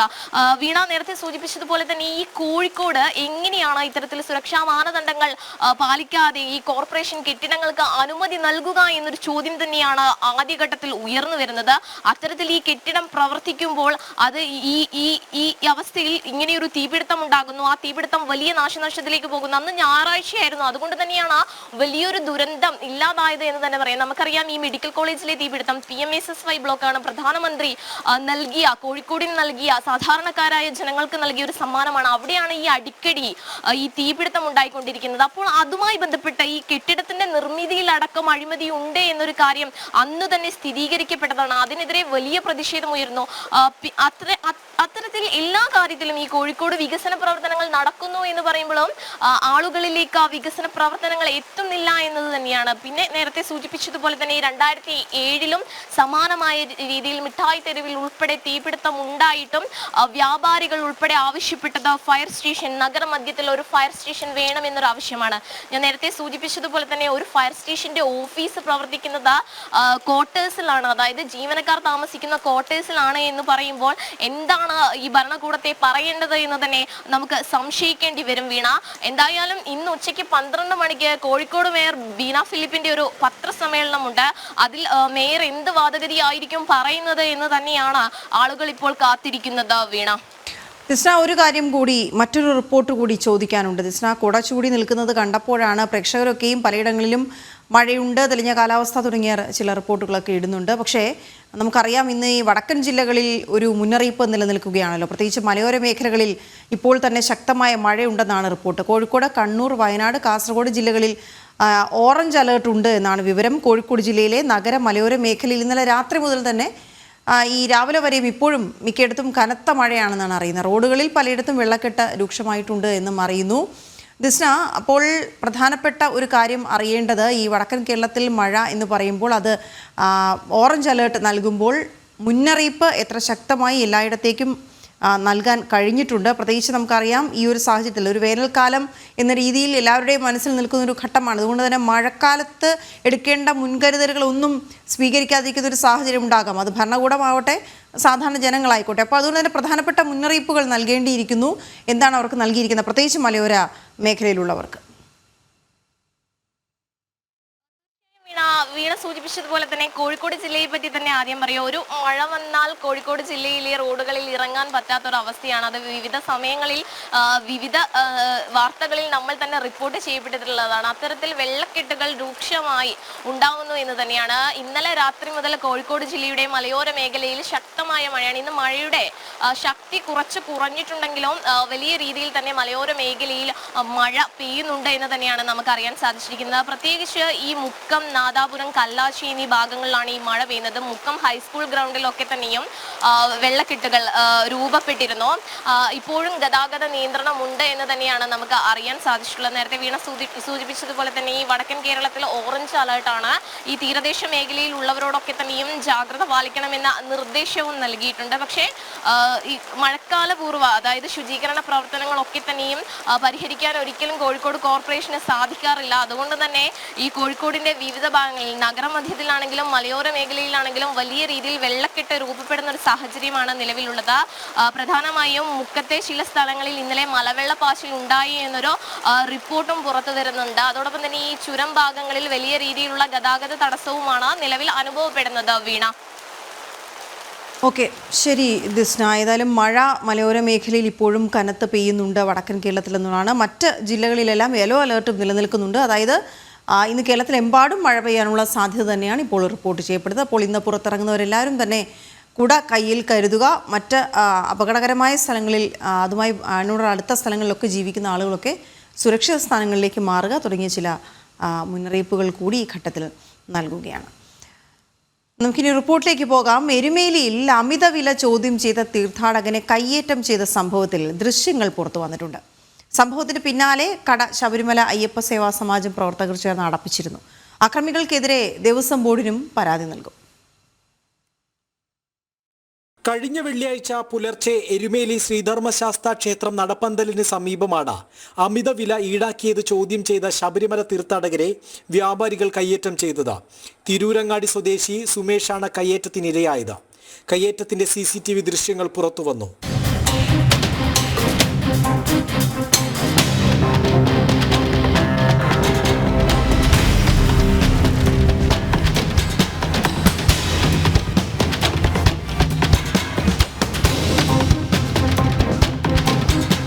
യാതൊരു പ്രകോപനവുമില്ലാതെയാണ് കൂട്ടമായി ആക്രമിച്ചതെന്നും ഭക്തൻ തിരികെ സംഘർഷത്തിന് ശ്രമിച്ചിട്ടില്ലെന്നും ദൃശ്യങ്ങളിൽ വ്യക്തം. ഒരു ചായയ്ക്ക് 20 രൂപ ഈടാക്കിയത് ചോദ്യം ചെയ്തതിനാണ് ഭക്തനെ കയ്യേറ്റം ചെയ്തത്. എരുമേലി സ്വദേശി നന്ദു അഖിൽ എന്നയാളുടെ പേരിലാണ് ഈ കടയുടെ ലൈസൻസ്. അബ്ദുൽ ഷമീം, റസൽ എന്നിവർ പങ്കാളികളാണ്. ഇതിൽ അബ്ദുൽ ഷമീം നേരത്തെ മലിനജലം ഉപയോഗിച്ച് കച്ചവടം നടത്തിയത് പിടികൂടിയിരുന്നു. സംഭവത്തിന് പിന്നാലെ ശബരിമല അയ്യപ്പ സേവാ സമാജം പ്രവർത്തകർ കടയടപ്പിച്ചു. കയ്യേറ്റത്തിനിരയായ സുമേഷ് എരുമേലി പോലീസിൽ പരാതി നൽകി മടങ്ങിപ്പോയിരുന്നു. സുമേഷ് പോലീസിന് രേഖാമൂലം മൊഴി നൽകും. കൂടാതെ സംഭവത്തിൽ ദേവസ്വം ബോർഡിനും പരാതി നൽകുമെന്ന് സുമേഷ് വ്യക്തമാക്കി. ജനം, കോട്ടയം. മഞ്ചേരി KR ഭാസ്കരപിള്ള അന്തരിച്ചു. മലപ്പുറം ജില്ലയിലെ പ്രമുഖ വിദ്യാഭ്യാസ കേന്ദ്രമായ പാലേമാട് ശ്രീ വിവേകാനന്ദ വിദ്യാഭ്യാസ സ്ഥാപനങ്ങളുടെ ശില്പിയാണ്. 87 വയസ്സായിരുന്നു. വാർദ്ധക്യ സഹജമായ അസുഖത്തെ തുടർന്ന് കോഴിക്കോട്ടെ സ്വകാര്യ ആശുപത്രിയിൽ ചികിത്സയിലായിരുന്നു. മലപ്പുറം ജില്ലയിൽ വിദ്യാഭ്യാസ മേഖലയിൽ ഒട്ടേറെ സംഭാവനകൾ നൽകി. NSS ഡയറക്ടർ ബോർഡ് അംഗം, Manjeri taluk union president, NSS സംരക്ഷണ സമിതി ട്രഷറർ, സമസ്ത നായർ സമാജം പ്രസിഡന്റ് തുടങ്ങി നിരവധി സ്ഥാനങ്ങൾ വഹിച്ചു. നിരവധി പുരസ്കാരങ്ങളും ലഭിച്ചിട്ടുണ്ട്. സനാതനധർമ്മത്തെ മുറുകെ പിടിച്ചായിരുന്നു ജീവിതം. ശബരിമല യുവതീ പ്രവേശന വിഷയത്തിൽ ഭക്തർക്കൊപ്പം ഹിന്ദു കൂട്ടായ്മകളിൽ മുന്നിൽ നിന്ന് നയിച്ചു. ജീവകാരുണ്യ പ്രവർത്തനങ്ങളിലും സജീവമായിരുന്നു. 100-ലേറെ നിർധന കുടുംബങ്ങൾക്ക് വീട് വെച്ച് നൽകി. പത്തനംതിട്ട ജില്ലയിലെ തിരുവല്ലയാണ് ജന്മദേശം. ആത്മവിദ്യാലയം അദ്ദേഹത്തിന്റെ ജീവിതകഥയാണ്. പാലക്കാട് എടത്തനാട്ടുകരയിൽ കാട്ടാന ആക്രമണത്തിൽ കൊല്ലപ്പെട്ട കർഷകന്റെ മൃതദേഹം ഇന്ന് പോസ്റ്റ്മോർട്ടം ചെയ്യും. ജില്ലാ ആശുപത്രിയിലാണ് പോസ്റ്റ്മോർട്ടം. ഉപ്പുകുളത്ത് കർഷകനായ വാൽപ്പറമ്പൻ ഉമ്മറിനെയാണ് കാട്ടാന ആക്രമിച്ചു കൊന്ന നിലയിൽ കണ്ടെത്തിയത്. ഇന്നലെ ഉച്ചയ്ക്ക് 2 മണിയോടെയാണ് എടത്തനാട്ടുകര ഉപ്പുകുളത്ത് കർഷകനായ വാൽപ്പറമ്പൻ ഉമ്മർ എന്നയാളെ കാട്ടാന ആക്രമിച്ചു കൊലപ്പെടുത്തിയ നിലയിൽ കണ്ടെത്തിയത്. രാവിലെ വീട്ടിൽ നിന്നിറങ്ങി കൃഷിസ്ഥലത്തേക്ക് നടന്നു പോകും വഴി ജനവാസ മേഖലയോട് ചേർന്ന പ്രദേശത്ത് വെച്ചായിരുന്നു ആക്രമണം. ഫോണിലേക്ക് വീട്ടുകാർ വിളിച്ചിട്ട് ലഭിക്കാതെയായതോടെ നാട്ടുകാരുടെ നേതൃത്വത്തിൽ നടത്തിയ തിരച്ചിലിലാണ് മൃതദേഹം കണ്ടെത്തിയത്. മുഖത്ത് മുറിവുണ്ട്. കാട്ടാന തുമ്പിക്കൈ വെച്ച് എറിഞ്ഞതാകാമെന്നാണ് നിഗമനം. അവസ്ഥ ആള് കമലിൽ കിടക്കാണ്. ആളെ ചായ ഭക്ഷണം എന്താ കൊണ്ടായത് ബാഗ് ഒക്കെ പുറത്തിട്ടുകൊണ്ട് തന്നെ കിടക്കുന്നു. ചെരിഞ്ഞ് മുഖഭാഗം താഴത്തായിട്ടാണ് കിടക്കുന്നത്. രാവിലെ അയാൾ ടാപ്പിങ്ങിന് പോകുന്നുണ്ട്. ഇന്ന് എന്തിനാ പോയെന്ന് എനിക്കറിയില്ല. അയാളെ വണ്ടി താഴെ നിൽക്കുന്നുണ്ട്. സ്കൂട്ടി പകുതി കാവേ പോകുന്നു. പിന്നെയൊക്കെ മലയാണ്. നടന്നു തന്നെ പോകും. മല 4 വീലർ ജീപ്പാണ്. ആടപ്പത്തി ആ 8-8:30 ഞാൻ ഇറങ്ങി പോകുന്നത്. ഇപ്പോൾ ആനയുടെ ഉണ്ടെന്നില്ല, പരിസരത്തുണ്ടെന്നില്ലൊരു വിവരമുണ്ട്. ഇപ്പൊ പടക്കം പൊട്ടിച്ചിട്ടാണ് അവിടെ ആൾക്കാർ. ഏറെ നേരത്തെ ശ്രമത്തിനൊടുവിൽ രാത്രി 8 മണിയോടെയാണ് മൃതദേഹം പുറത്തെത്തിച്ച് ആശുപത്രിയിലേക്ക് മാറ്റിയത്. ഇന്ന് ജില്ലാ ആശുപത്രിയിൽ പോസ്റ്റ്മോർട്ടം നടക്കും. തുടർന്ന് മൃതദേഹം ബന്ധുക്കൾക്ക് വിട്ടു നൽകും. ജനം, പാലക്കാട്. എറണാകുളം വാഴക്കുളത്ത് പോലീസ് ചമഞ്ഞ് വിവിധ ഭാഷാ തൊഴിലാളികളിൽ നിന്ന് പണവും മൊബൈൽ ഫോണുകളും തട്ടിയ എക്സൈസ് ഉദ്യോഗസ്ഥർക്കെതിരായ മുൻ അന്വേഷണ റിപ്പോർട്ടുകൾ പൂഴ്ത്തിയതായി വിവരം. ഈ ഉദ്യോഗസ്ഥർ ദുരൂഹമായ ഇടപാടുകൾ നടത്തിയതായി പോലീസും എക്സൈസും 5 തവണ റിപ്പോർട്ട് നൽകിയിരുന്നു. ഉദ്യോഗസ്ഥർക്കെതിരെ നടപടി ആവശ്യപ്പെട്ടിരുന്നെങ്കിലും ഉന്നത ഉദ്യോഗസ്ഥർ കണ്ണടയ്ക്കുകയായിരുന്നു. അതേസമയം സംഭവത്തിൽ മറ്റ് എക്സൈസ് ഉദ്യോഗസ്ഥർക്കും പങ്കുണ്ടോ എന്നും പോലീസ് പരിശോധിച്ചു വരികയാണ്. പെരുമ്പാവൂർ വാഴക്കുളത്ത് വിവിധ ഭാഷാ തൊഴിലാളികളുടെ താമസ സ്ഥലത്തെത്തി 56,000 രൂപയും 4 മൊബൈൽ ഫോണുകളും പിടിച്ചുവാങ്ങിയ ഉദ്യോഗസ്ഥർ മുൻപും ദുരൂഹ ഇടപാടുകളിൽ ഉൾപ്പെട്ടിരുന്നവരാണ്. Police vigilance, special branch, excise intelligence bureau എന്നീ വിഭാഗങ്ങൾ ഇവർക്കെതിരെ നേരത്തെയും റിപ്പോർട്ട് നൽകിയിരുന്നു. Excise preventive officer Salim Yusuf, commissioner സ്ക്വാഡിലെ സിദ്ധാർത്ഥ് എന്നീ ഉദ്യോഗസ്ഥരെയും ഇവരുടെ കൂട്ടാളികളായ 2 ഗുണ്ടകളെയും കഴിഞ്ഞ ആഴ്ചയാണ് പോലീസ് അറസ്റ്റ് ചെയ്തത്. 2019 കൊച്ചി വിമാനത്താവളത്തിലെ എഞ്ചിനീയർമാർക്കെതിരെ വ്യാജ കഞ്ചാവ് കേസ് ചുമത്തിയ സംഭവത്തിൽ പ്രതിയാണ് സിദ്ധാർത്ഥ്. എന്നാൽ പേരിന് മാത്രമായിരുന്നു ഈ കേസിലെ സിദ്ധാർത്ഥിനെതിരെ നടപടി. 3 മാസം മുൻപാണ് സിദ്ധാർത്ഥിനെ ആലുവ സർക്കിൾ ഓഫീസിൽ നിന്നും കമ്മീഷണർ സ്ക്വാഡിലേക്ക് സ്ഥലം മാറ്റിയത്. എന്നാൽ വാഴക്കുളം കേസിൽ പിടിയിലാകും വരെ ഇയാൾ സ്ക്വാഡിൽ പ്രവേശിച്ചിരുന്നില്ല. വിവിധ ഭാഷാ തൊഴിലാളികളിൽ നിന്നും പണം തട്ടിയ കേസിൽ ഇരുവരെയും സസ്പെൻഡ് ചെയ്തിരിക്കുകയാണ്. കേസിൽ മറ്റ് എക്സൈസ് ഉദ്യോഗസ്ഥർക്കും പങ്കുണ്ടോ എന്നും പോലീസ് അന്വേഷിക്കുന്നുണ്ട്. ജനം, കൊച്ചി. പിണറായി സർക്കാർ ഭരണ തുടർച്ചയിലെ 10ാം വാർഷികം പൊടിപൊടിക്കുമ്പോൾ ആശമാർക്ക് ഇന്ന് കണ്ണീരിന്റെ 100ാം ദിവസം. തൊഴിലാളി സമരങ്ങളോട് മുഖം തിരിച്ചുകൊണ്ടാണ് സർക്കാർ വാർഷികാഘോഷ പരിപാടികൾ സംസ്ഥാന വ്യാപകമായി നടത്തുന്നത്. അതേസമയം ആശമാർക്ക് ഐക്യദാർഢ്യവുമായി കവി റഫീഖ് അഹമ്മദ് രംഗത്ത് വന്നു. വേഷം മാറിയ വഞ്ചകവർഗം നാളെ കാത്തിരുന്നോളൂ, ആശമാരുടെ ആശയം പകരം ചോദിക്കും എന്നും കവിതയായി അദ്ദേഹം കുറിച്ചു. ടിൻഡു ദാസ് ചേരുന്നുണ്ട് വിവരങ്ങളുമായി. ടിൻഡു, 100ാം ദിവസമാണ്. രാപകൽ മഴയും വെയിലുമേറ്റ് ആശമാർ സെക്രട്ടേറിയറ്റ് മുന്നിൽ തുടരുന്നത്. ഇന്നവർ 100ാം ദിവസത്തിലേക്ക് കടക്കുമ്പോൾ അവർ തീപ്പന്തമായി മാറുന്നു. അവിടെ തീപ്പന്തം കത്തിച്ചുകൊണ്ടുള്ള പ്രതിഷേധത്തിലേക്കൊക്കെ അവർ പോകുന്നുണ്ട് എന്നൊക്കെയാണ് മനസ്സിലാക്കാൻ കഴിയുന്നത്. അവരുടെ പ്രതിഷേധം വലിയ തോതിൽ മാറും ഇന്നത്തെ ദിവസം എന്ന കാര്യത്തിൽ തർക്കമില്ല. കാരണം ഇന്ന് 10ാം വാർഷികത്തിലേക്ക് കടക്കുകയാണ് പിണറായി സർക്കാർ. 2ാം പിണറായി സർക്കാരിൻ്റെ 5ാം വർഷത്തിലേക്ക് അവർ കടക്കുകയുമാണ്. വിവരങ്ങൾ എന്തൊക്കെയാണ് ടിൻഡു? എന്താണ് അവർ പറയുന്നത്?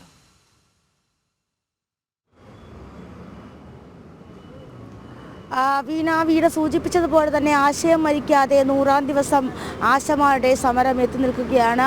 പിണറായി സർക്കാരിൻ്റെ 10ാം വാർഷികം പൊടിപൊടിക്കുമ്പോൾ കഴിഞ്ഞ 100 ദിവസമായി രാപ്പകലില്ലാതെ മഴയിലും വെയിലിലും ഇവിടെ സമരവീര്യം കെടാതെ അവർ സമരവുമായിട്ട് മുന്നോട്ട് പോകുന്ന കാഴ്ച തന്നെയാണ് കാണാൻ സാധിക്കുന്നത്. കഴിഞ്ഞ കുറച്ച് ദിവസങ്ങളായി കാസർഗോഡ് മുതൽ തിരുവനന്തപുരം വരെയുള്ള സമരയാത്ര ആരംഭിച്ചിട്ട് ആ സമരം ഇന്ന് പാലക്കാട് ജില്ലയിൽ എത്തി നിൽക്കുകയാണ്. വലിയ രീതിയിൽ അതിശക്തമായി തന്നെ സമര പരിപാടികളുമായിട്ട് മുന്നോട്ട് പോകാൻ തന്നെയാണ് ആശമാരുടെ തീരുമാനം. ഞാൻ നേരത്തെ സൂചിപ്പിച്ചതുപോലെ തന്നെ സർക്കാരിൻ്റെ 10ാം വാർഷികം ആഘോഷിക്കുമ്പോൾ ആശമാർ അവരുടെ 100ാം ദിവസത്തിലേക്ക് കടക്കുകയാണ്. നമുക്ക് അവരോട് തന്നെ ചോദിക്കാം. സർക്കാർ അവരുടെ 10ാം വാർഷികം വളരെ വലിയ രീതിയിൽ പൊടിപൊടിക്കുന്നു. ആശമാരുടെ സമരം അതൊരാശയമായി തന്നെ 100ാം ദിവസത്തിലേക്ക് എത്തി നിൽക്കുകയാണ്. സമരം ഇപ്പോൾ പാലക്കാട് ജില്ലയിലെത്തി സമരയാത്ര. എങ്ങനെയാണ് ഈ സമരവീര്യവുമായിട്ട് മുന്നോട്ട് പോകുന്നത്? ഞങ്ങളുടെ സമരം 100ാം ദിവസത്തിലേക്ക് കടക്കുന്നു പറയുമ്പോൾ 100 ദിവസമായി സ്ത്രീ തൊഴിലാളികൾ ഈ തെരുവിലിരിക്കുകയാണെന്നുള്ള കാര്യം ഗവൺമെൻറ് മറന്നു പോരുത്. ഞങ്ങൾ ഉന്നയിച്ചു വന്ന ആവശ്യങ്ങളൊന്നും അംഗീകരിക്കാൻ തയ്യാറായിട്ടില്ല. വേതന വർധനവ് നടപ്പിലാക്കിയിട്ടില്ല. ഇപ്പോഴായിട്ട് 2.5 മാസമായിട്ട് കുടിശ്ശികയാണ്. ജോലി ചെയ്തിട്ട് കൂലി കൊടുത്തിട്ടില്ല. ഞങ്ങൾ ഇതിനിടയിൽ തന്നെ വേറെ സമരം ചെയ്തിരുന്നു, നിവേദനം കൊടുത്തിരുന്നു. ഒരു നടപടിയുമില്ല. പണിയെടുത്തവർക്ക് കൂലി കൊടുക്കാൻ തയ്യാറല്ല, പക്ഷേ ധൂർത്തടിക്കാൻ പണമുണ്ടെന്നുള്ളതാണ് കാണുന്നത്. ഇപ്പോൾ ഈ 4ാം വാർഷികത്തോടനുബന്ധിച്ച് 200 കോടിയിലേറെ തുക ചെലവഴിക്കുന്നതായിട്ടാണ് ഓരോ ദിവസവും കണക്കുകൾ പുറത്തു വരുന്നത്. അതുകൊണ്ട് ഗവൺമെൻറ്റിൻ്റെ കയ്യിൽ പണമുണ്ട്. ഖജനാവിലെ പണം കുത്തിച്ചോർത്തി മറ്റ് ആവശ്യങ്ങൾക്ക് വിനിയോഗിച്ചുകൊണ്ടിരിക്കുകയാണ്. അടിസ്ഥാന ജനവിഭാഗത്തിന് പണിയെടുത്താൽ കൂലി തരില്ല. ഇത് ശക്തമായ പ്രതിഷേധമാണ്, സമരമാണ്. ഇത് സമരം തുടരും. വേതന വർധനവ്, ന്യായമായ ഡിമാൻഡുകൾ വാങ്ങിക്കൊണ്ട് ഞങ്ങൾ പിൻവാങ്ങുകയുള്ളൂ. തീർച്ചയായിട്ടും സമരം തുടരും. ഇന്ന് മുഖ്യമന്ത്രി കണ്ണൂർ വിമാനത്താവളത്തിൽ കേക്ക് മുറിച്ച് ആഘോഷിക്കും. അപ്പോൾ അതായത് ആഘോഷം വലിയ രീതിയിൽ കേക്ക് മുറിച്ചാണ് വാർഷികാഘോഷം നടത്തുന്നത്. അപ്പോഴും ഒരു പഠന സമിതിയെ മാത്രമാണ് ഇവിടെ നിയമിച്ചിട്ടുള്ളത്. അതിനെതിരെ എന്താണ് അദ്ദേഹം ഓർക്കേണ്ടത്? ഈ മുറിക്കുന്ന കേക്കുകളൊക്കെ പാവപ്പെട്ട തൊഴിലാളികളുടെ അധ്വാനത്തിൻ്റെ വിയർപ്പാണെന്ന് അദ്ദേഹം മറന്നു പോരുത്. അതുകൊണ്ട് അദ്ദേഹം കേക്കൊക്കെ മുറിച്ചോളുക. പക്ഷേ എല്ലാ കാലവും അത് മുറിക്കാൻ പറ്റണമെന്ന് അദ്ദേഹം ചിന്തിക്കണം. തൊഴിലാളികളുടെ കണ്ണുനീരിൻ്റെ പുറത്തു നിന്നുകൊണ്ടാണ് ഈ കേക്ക് മുറിക്കുന്നത്. അദ്ദേഹം അത് കാണണം, അദ്ദേഹം അത് മറക്കരുത്. ഒരുപാട് സാംസ്കാരിക നായകന്മാർ ഇപ്പോൾ ഐക്യദാർഢ്യവുമായി അവസാനം റഫീഖ് അഹമ്മദാണ് എത്തിയിട്ടുള്ളത്. അപ്പോൾ സർക്കാരിനെ അനുകൂലിക്കുന്നവർ തന്നെ ആശമാർക്കൊപ്പം വന്നത് കാഴ്ചയെടുക്കണം. ഈ ഗവൺമെൻറ്റിന് ജനങ്ങളെ തെല്ലും യാതൊരു പരിഗണനയില്ല എന്നുള്ള കാണിച്ചുകൊണ്ടിരിക്കുകയാണ് ഓരോ ദിവസവും. അപ്പോൾ ഇന്നലെ കൊട്ടിഘോഷിച്ച നാഷണൽ ഹൈവേ ആണ് തകർന്ന് തരിപ്പണമായിരിക്കുന്നത്. എന്താണ് ഈ നാട്ടിൽ നടക്കുന്നത്? ആരുണ്ട് ചോദിക്കാൻ? ചോദിക്കുന്ന ആളുകളെ കൈകാര്യം ചെയ്യണം. അവിടെ സൈബർ ഗുണ്ടകൾ, ഞങ്ങൾ ഈ 100 ദിവസമായിട്ട് സ്ത്രീകളെ സൈബർ ഗുണ്ടകളെ കൈകാര്യം ചെയ്തുകൊണ്ടിരിക്കുന്നത്. എന്ത് നടപടിയെടുത്തു ഈ ഗവൺമെൻറ്? അതുകൊണ്ട് ശക്തമായ പ്രതിഷേധമുണ്ട്. ഇത് അങ്ങനെ ഒരു വേതന വർധന കൊണ്ട് മാത്രം തീരില്ല എന്ന് തോന്നുകയാണ് ഈ പ്രശ്നങ്ങൾ. കാരണം ഇത്രയും അവഗണിക്കപ്പെട്ട് ഈ സ്ത്രീകൾ തെരുവിലേക്ക് പെരുമഴ തിരിക്കുമ്പോൾ ഒരു മര്യാദയില്ലാതെയാണ് ഈ ആഘോഷങ്ങൾ നടത്തുന്നത്. അത് കാലം ചോദിക്കുക തന്നെ ചെയ്യും. തീർച്ചയായിട്ടും വീണ, കാലം ചോദിക്കുക തന്നെ ചെയ്യും. നമുക്കറിയാം, കഴിഞ്ഞ 100 ദിവസത്തിനുള്ളിൽ ഈ തലസ്ഥാന നഗരത്ത് അല്ലെങ്കിൽ ഈ സെക്രട്ടേറിയറ്റ് പടിക്കൽ നടന്നുപോയ സമരങ്ങളെ പറ്റിയിട്ടൊക്കെ നമുക്ക് വ്യക്തമായിട്ട് അറിയാവുന്നതാണ്. ആദ്യമായിട്ട് ആശമാർ അവിടെ ആവശ്യം ഉന്നയിച്ചുകൊണ്ട് സെക്രട്ടേറിയറ്റ് പടിക്കലേക്ക് വരുന്നു. സർക്കാർ അത് ഒരു ഘട്ടത്തിൽ പോലും സർക്കാർ അത് ചെവിക്കൊള്ളുന്നില്ല. പിന്നീട് സർക്കാരിൻ്റെ തന്നെ പ്രതിനിധികൾ, സർക്കാരിൻ്റെ തന്നെ ഭാഗമായിട്ടുള്ള ഇടതുപക്ഷത്തിൻ്റെ ഭാഗമായിട്ടുള്ള നേതാക്കന്മാർ വളരെ മോശമായിട്ടും വളരെ തെറ്റായിട്ടും ഈ സ്ത്രീ സമൂഹത്തെ കുറ്റപ്പെടുത്തുന്നു, അവർക്കെതിരെ രംഗത്ത് വരുന്നു. ഇടതുപക്ഷത്തിലെ സ്ത്രീകൾ തന്നെ ഇവരെ അനാവശ്യ വാശിക്കാരായെന്ന് പറയുന്ന രീതിയിൽ മുദ്ര കുത്തുന്നു. അതിനുശേഷം വിവിധ ഘട്ടങ്ങളിലായിട്ട് വിവിധ സമരങ്ങൾ 28,000-ഓളം വരുന്ന ആശമാരിൽ പല ആശാ വർക്കർമാരും ഈ സെക്രട്ടേറിയറ്റ് പടിക്കൽ വന്ന് സമരം ചെയ്തു. കൈക്കുഞ്ഞുമായി വന്ന് സമരം ചെയ്തു, മുടിമുറിച്ച് സമരം ചെയ്തു, പാത ഉപരോധിച്ചുകൊണ്ട് സമരം ചെയ്തു. സർക്കാരിനെതിരെ വലിയ രീതിയിലുള്ള ശക്തമായിട്ടുള്ള പ്രതിഷേധ പരിപാടികൾ കൊണ്ടുവന്നു. ഏതാണ്ട് 4 ഘട്ടത്തോളം ചർച്ച നടന്നു. ഈ ചർച്ചയിലൊന്നും ആശമാർ ഉന്നയിക്കുന്ന ആവശ്യം സർക്കാർ കണ്ടത് നടിച്ചില്ല. ഇപ്പോൾ അവസാനമായിട്ട് ഒരു കമ്മിറ്റിയെ രൂപീകരിച്ചു. ആ കമ്മിറ്റി ഈ ആശമാർ സമരവുമായി ബന്ധപ്പെട്ട് എന്ത് ചെയ്യാൻ സാധിക്കുമെന്ന് കഴിയുന്നൊരു കമ്മിറ്റി. ആ കമ്മിറ്റി രൂപീകരണത്തിന് ശേഷം അതിൽ നടപടിയായിട്ടില്ല. അപ്പോൾ എന്തായാലും 100 വർഷം രണ്ടാം പിണറായി സർക്കാരിൻ്റെ 5ാം വാർഷിക പരിപാടികൾ സംസ്ഥാന വ്യാപകമായിട്ട് പൊടിപൊടിക്കുകയാണ്. നമുക്കറിയാം, 14 ജില്ലകളിലും ആഘോഷ പരിപാടികൾ സംഘടിപ്പിച്ചിട്ടുണ്ട്. ഇന്ന് 9 മണിക്ക് മുഖ്യമന്ത്രി സിയായിൽ കേക്ക് മുറിച്ചുകൊണ്ട് ആഘോഷ പരിപാടി നടത്തും.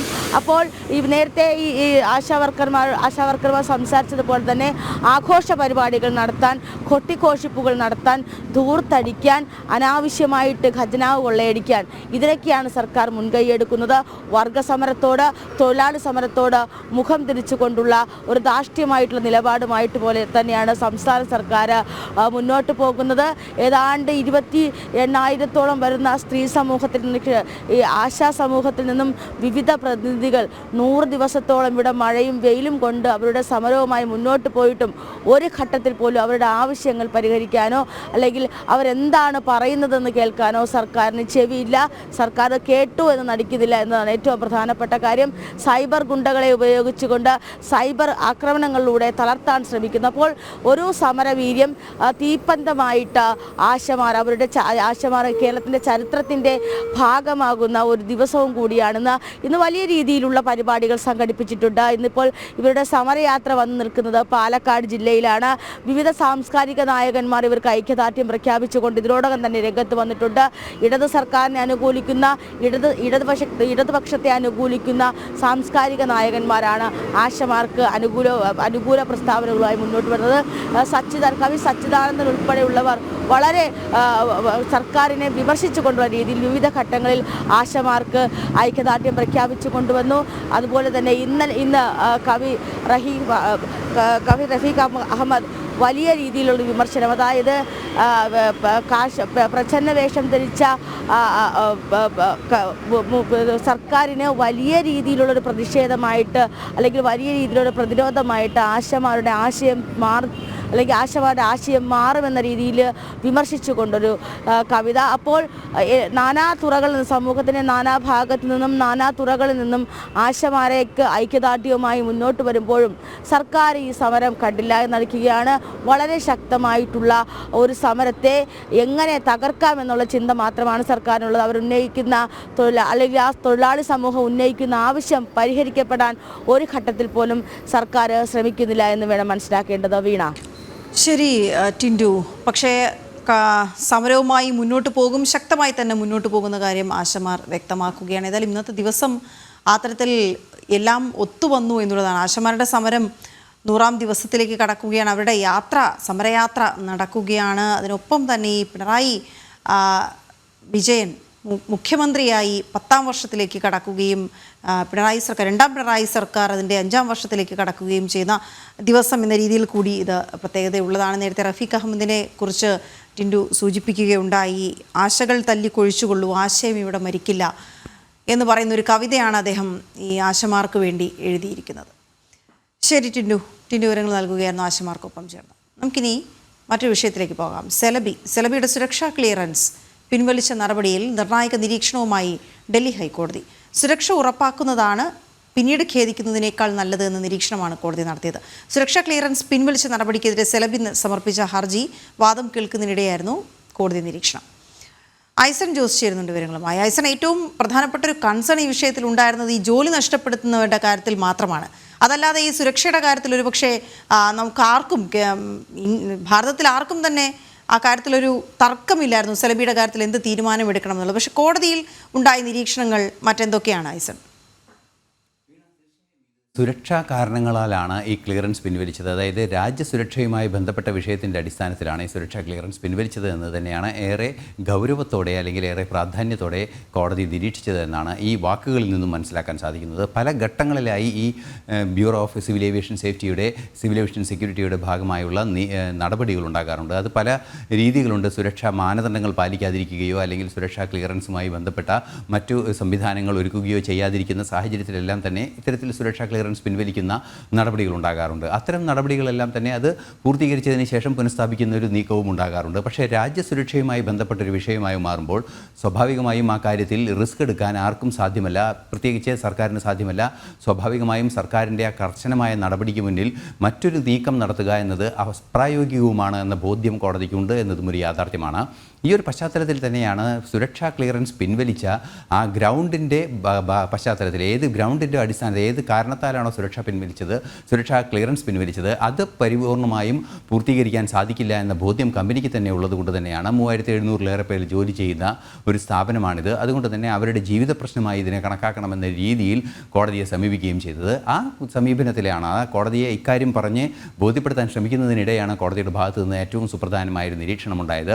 സുരക്ഷ ഉറപ്പാക്കുന്നതാണ് പിന്നീട് ഖേദിക്കുന്നതിനേക്കാൾ നല്ലത് എന്നൊരു നിരീക്ഷണം നടത്തുമ്പോൾ സ്വാഭാവികമായും അതിൽ നിന്നും വായിച്ചെടുക്കാവുന്നത് സർക്കാരിൻ്റെ സുരക്ഷാ മുന്നൊരുക്ക നടപടികളെ പൂർണ്ണമായും കോടതി അംഗീകരിച്ചിരിക്കുന്നു, അത് ബോധ്യപ്പെട്ടിരിക്കുന്നു എന്ന് തന്നെയാണ്. പലവിധ ആർഗ്യുമെൻറ്റുകളും കോടതിയുടെ മുന്നിൽ സെലബിയുടെ ഭാഗത്തു നിന്നുണ്ടാകുന്നുണ്ട്. അത്തരത്തിലുള്ള പലവിധ ആർഗ്യുമെൻറ്റുകളിൽ അവർ പറയുന്നത് 17 വർഷമായി തുടർന്ന് പ്രവർത്തിക്കുന്ന ഈ സ്ഥാപനം ഒരു ബ്ലാക്ക് മാർക്ക് ഇതുവരെ ഉണ്ടാക്കിയിട്ടില്ല എന്നാണ്. പക്ഷേ വളരെ കൃത്യമായ ചില നിരീക്ഷണങ്ങൾ നടത്താൻ നമുക്ക് എല്ലാവർക്കും സാധിക്കുന്നുണ്ട്. തുർക്കിയുടെ ഉടമസ്ഥതയും തുർക്കിയുടെ പൗരന്മാരുടെ ഉടമസ്ഥതായ സ്ഥാപനത്തിനുണ്ട് എന്നതൊരു യാഥാർത്ഥ്യമാണ്. അതിൻ്റെ സബ്സിഡിയറി കമ്പനിക്ക് സാങ്കേതികമായതില്ല എങ്കിൽ കൂടി അതിൻ്റെ ഹോൾഡിംഗ് കമ്പനിക്ക് ആ ഉത്തരവാദിത്വമുണ്ട്. ഹോൾഡിംഗ് കമ്പനിയുടെ ഷെയർ ഹോൾഡേഴ്സ് തുർക്കി ഒറിജിനുള്ളവരാണ് എന്ന കൃത്യമായൊരു നിരീക്ഷണം ഈ വാദിഭാഗം വക്കീൽ തന്നെ മുന്നോട്ട് വയ്ക്കുന്ന ഒരു സാഹചര്യം പോലും ഉണ്ടായിരുന്നു. ആ ഒരു പശ്ചാത്തലത്തിൽ കൂടിയാണ് ഇത്തരത്തിൽ സുപ്രധാനമായൊരു നിരീക്ഷണം ഡൽഹി ഹൈക്കോടതിയുടെ ഭാഗത്തു നിന്ന് ഉണ്ടായിരിക്കുന്നത്.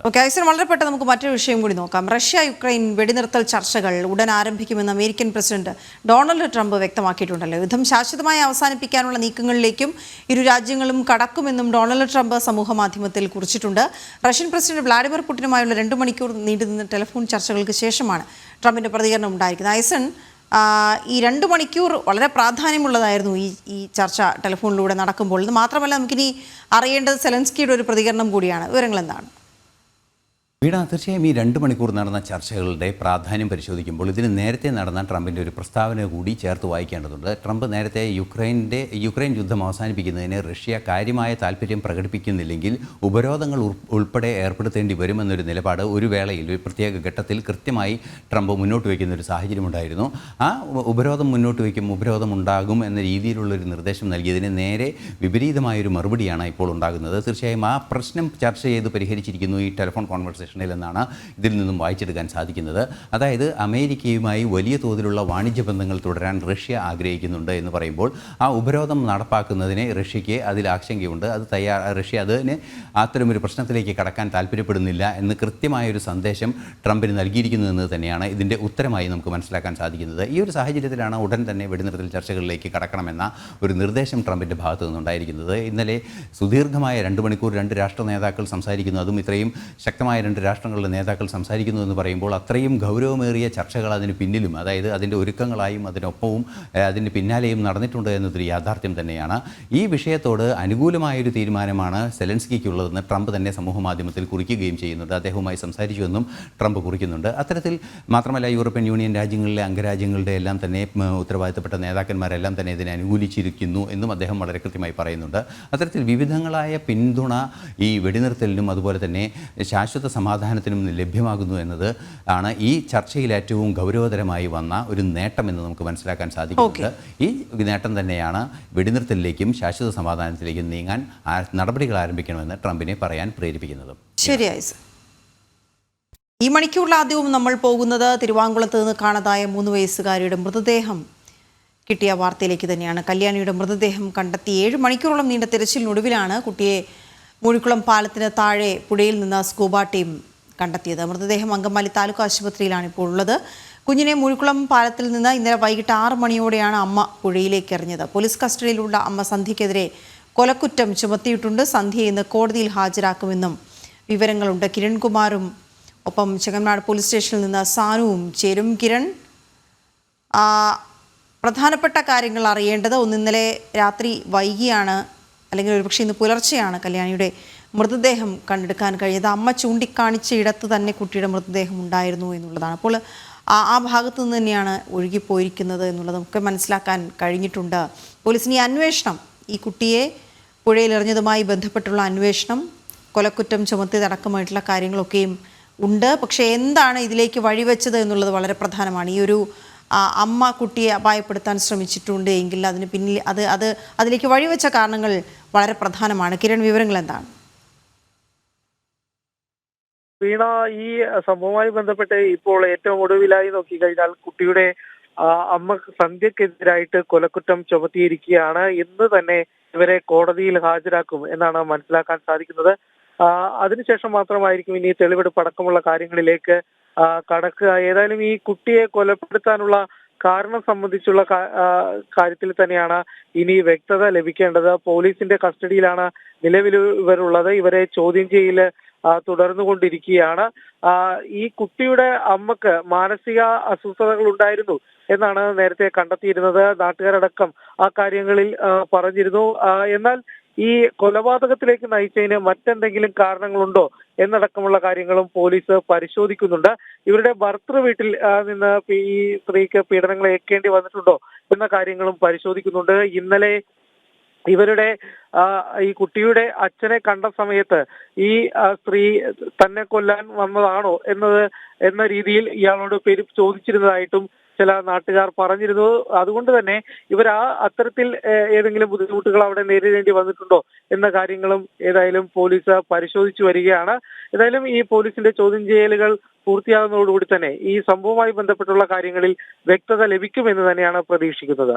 വീണ, ചെങ്ങമനാട് പോലീസ് സ്റ്റേഷനിൽ നിന്ന് സാനു കൂടി ചേരുന്നുണ്ട്. സാനു, ചാലക്കുടി പുഴയുടെ ആ ഭാഗത്തു നിന്നാണല്ലോ കുട്ടിയുടെ മൃതദേഹം കണ്ടെത്തുന്നത്.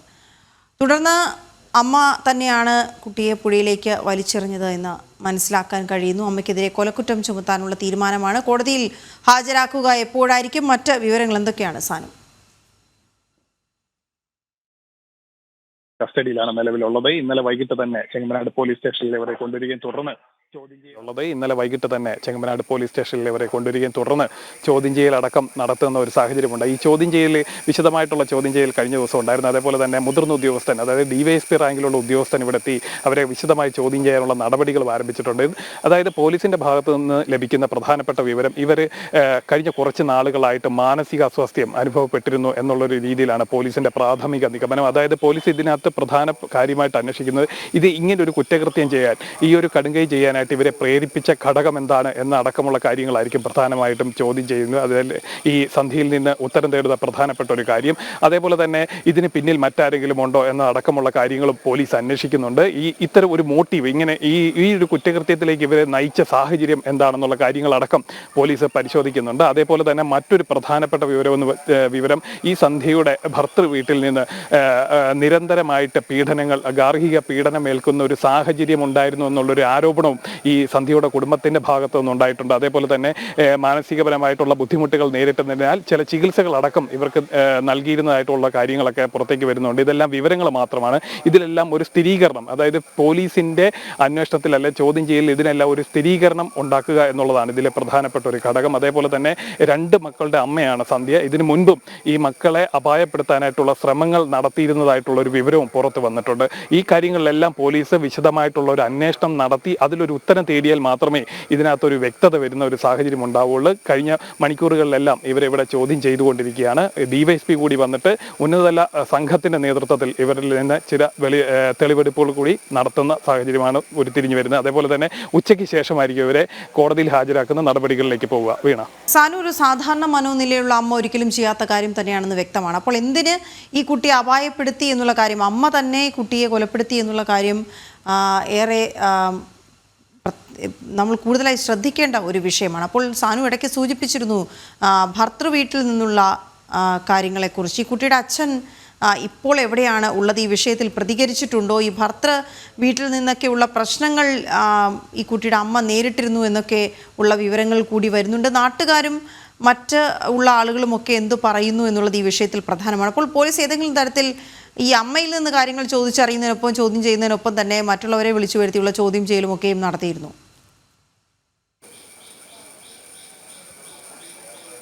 തീർച്ചയായിട്ടും അങ്ങനെ ഒരു ചോദ്യം ചെയ്യലിലേക്ക് അങ്ങനെയുള്ള ഒരു അന്വേഷണത്തിലേക്ക് പോകാനായിട്ടുള്ള സാഹചര്യമാണ് ഇപ്പോൾ കാണുന്നത്. കാരണം അമ്മയ്ക്ക് മാനസിക അസ്വസ്ഥ ഉണ്ടായിരുന്നു, അല്ലെങ്കിൽ ചില ബുദ്ധിമുട്ടുകളൊക്കെ നേരിട്ടിരുന്നു എന്നുള്ളൊരു വിവരത്തിൻ്റെ അടിസ്ഥാനത്തിലാണ് പോലീസ് ഇപ്പോൾ ഉള്ളത്. അതിനുശേഷം ഈ കൂടുതൽ ചോദ്യം ചെയ്യൽ ഈ സന്ധ്യയുടെ ഭർത്താവിന് ഈ കുട്ടിയുടെ അച്ഛനെ അടക്കം വിളിച്ചു വരുത്തിക്കൊണ്ടുള്ള ഒരു ചോദ്യം ചെയ്യലിന് തീർച്ചയായിട്ടും അങ്ങനെയുള്ള നടപടികളിലേക്ക് പോകാനായിട്ട് ഒരുങ്ങുകയാണ് പോലീസ്. അതായത് ഇവരുടെ വിവാഹം കഴിഞ്ഞിട്ട് 12 വർഷമായി. ഒരു ആൺകുട്ടിയും ഒരു പെൺകുഞ്ഞുമാണ് ഇവർക്കുള്ളത്. അന്ന് ഇതിന് ശേഷം ഈ രണ്ട് മക്കളെയും അപായപ്പെടുത്താനായിട്ടുള്ള ശ്രമം പലപ്പോഴായി നടന്നിരുന്നു എന്നുള്ളൊരു ആരോപണം ഈ ഭർത്തൃ വീട്ടിൽ നിന്ന് ഉയർന്ന സാഹചര്യത്തിലാണ് ഇതിലൊരു കൂടുതൽ തെളിവെടുപ്പ് കൂടുതൽ ഒരു അന്വേഷണത്തിലേക്ക് പോവേണ്ട സാഹചര്യമുണ്ട് എന്ന് പോലീസ് കണക്കാക്കുന്നത്. അതേപോലെ തന്നെ ഈ സന്ധ്യയുടെ വീട്ടുകാർ മറ്റൊരു ആരോപണം കൂടി ഉന്നയിക്കുകയാണ്. ഭർത്തൃ വീട്ടിൽ നിന്ന് സന്ധ്യ ഗാർഹിക പീഡനത്തിന് ഇരയായിട്ടുണ്ട് എന്നുള്ളൊരു ആരോപണം അവിടെ നിന്നും കൂടെ ഉയർന്ന സാഹചര്യത്തിൽ രണ്ട് ഭാഗങ്ങളിൽ നിന്നുള്ള ആൾക്കാരെ, അതായത് സന്ധ്യയ്ക്കൊപ്പം തന്നെ ഭർത്താവിനെയും കൂടെ വിളിച്ചു വരുത്തിക്കൊണ്ടുള്ള ഒരു ചോദ്യം ചെയ്യൽ, അതിൽ കൂടുതൽ വ്യക്തത വരുത്തുന്നതിന് വേണ്ടിയിട്ടുള്ള നടപടികളാണ് പോലീസ് സ്വീകരിച്ചുകൊണ്ടിരിക്കുന്നത്. അതിന് തന്നെയാണ് മുതിർന്ന ഉദ്യോഗസ്ഥൻ, DYSP റാങ്കിലുള്ള ഉദ്യോഗസ്ഥൻ തന്നെ ഈ ചെങ്ങമനാട് പോലീസ് സ്റ്റേഷനിലേക്ക് എത്തി ആ ഒരു ചോദ്യം ചെയ്യലിലും പരിശോധനകൾ അടക്കമുള്ള നടപടികൾക്ക് നേതൃത്വം നൽകുന്നത് എന്നാണ് നമുക്ക് മനസ്സിലാകുന്നത്. കഴിഞ്ഞ മണിക്കൂറുകളിൽ എല്ലാം ഇവർ വ്യത്യസ്തമായിട്ടുള്ള മൊഴികളാണ് പോലീസിന് നൽകിയിരുന്നത്. ആദ്യം ആലുവയിൽ സ്വകാര്യ ബസ്സിൽ കുട്ടീനെ ഉപേക്ഷിച്ചിട്ട് പോയി എന്നാണ് ഇവർ ആദ്യം നൽകിയ മൊഴി. തുടർന്ന് ചെങ്ങമനാട് പോലീസ് സ്റ്റേഷനിലെത്തി വിശദമായി ചോദ്യം ചെയ്തപ്പോഴത്തേനാണ് പുഴയിലേക്ക് എറിഞ്ഞ് അപായപ്പെടുത്തുകയായിരുന്നു എന്നുള്ളൊരു വിവരം ഇവർ പോലീസിന് കൈമാറുന്നത്. എന്തായാലും പോലീസ് വിശദമായിട്ടുള്ള ഒരു അന്വേഷണത്തിന് തന്നെയാണ് തയ്യാറെടുക്കുന്നത്. ഇതിന് പിന്നിൽ മറ്റെന്തെങ്കിലും ഉണ്ടോ എന്നതടക്കമുള്ള കാര്യങ്ങളിൽ വ്യക്തത വരുത്തുക, അതിനുള്ള ഒരു ഉത്തരം തേടുന്ന നടപടികളിലേക്കാണ് ചെങ്ങമനാട് പോലീസ് നീങ്ങുന്നത്. വീണ, അതേസമയം ഈ മാനസിക സ്വാസ്ഥ്യം ഉണ്ടായിരുന്നു എന്ന തരത്തിലൊക്കെയും എല്ലാവരും പറയുന്നുണ്ടല്ലോ സാനു, ആ കാര്യത്തിലൊരു വ്യക്തത എന്താണ്? കാരണം ഇന്നലെ ഈ കുട്ടിയെ പുഴയിലേക്ക് എറിഞ്ഞു എന്ന് വെളിപ്പെടുത്തിയതിന് ശേഷവും അതിനു മുമ്പുമൊക്കെ അമ്മയും ഒത്ത് പോലീസ് തിരച്ചിലിന് ഇറങ്ങിയപ്പോഴൊക്കെയും പോലീസ് ജീപ്പിൽ ഇരുന്നു കൊണ്ടും ഇവർ പലതരത്തിലുള്ള പ്രതികരണങ്ങൾ നടത്തിയെന്നൊക്കെയുള്ള റിപ്പോർട്ടുകൾ ഉണ്ടായിരുന്നു. അതായത് അവരും സ്വയം ജീവനെടുക്കാൻ ശ്രമിച്ചിരുന്നു എന്ന രീതിയിലൊക്കെയും സംസാരിച്ചിരുന്നു എന്നൊക്കെയാണ് മനസ്സിലാക്കാൻ കഴിയുന്നത്. പക്ഷേ അപ്പോൾ നമുക്ക് വ്യക്തമാകാത്തൊരു കാര്യം, ബന്ധുക്കളൊക്കെയും പറയുന്നുണ്ട് മാനസികമായി ബുദ്ധിമുട്ടിലായിരുന്നു എന്ന് പറയുമ്പോൾ പിന്നെ എങ്ങനെയാണ് ഈ കുഞ്ഞിനെ അവർ തന്നെ എടുത്തുകൊണ്ട് പോയത്? തനിയെ കുഞ്ഞിനെ അവർക്കൊപ്പം എങ്ങനെ അയക്കാൻ കഴിഞ്ഞു? ഈ അംഗനവാടിയിലുള്ളവർക്കൊന്നും ഈ വിഷയം ഒരുപക്ഷെ അറിയില്ലായിരിക്കാം. അത്തരം കാര്യങ്ങളിലുമൊക്കെയും നമുക്കൊരു വ്യക്തത വരാതെ നിൽക്കുന്നുണ്ട് സാനു.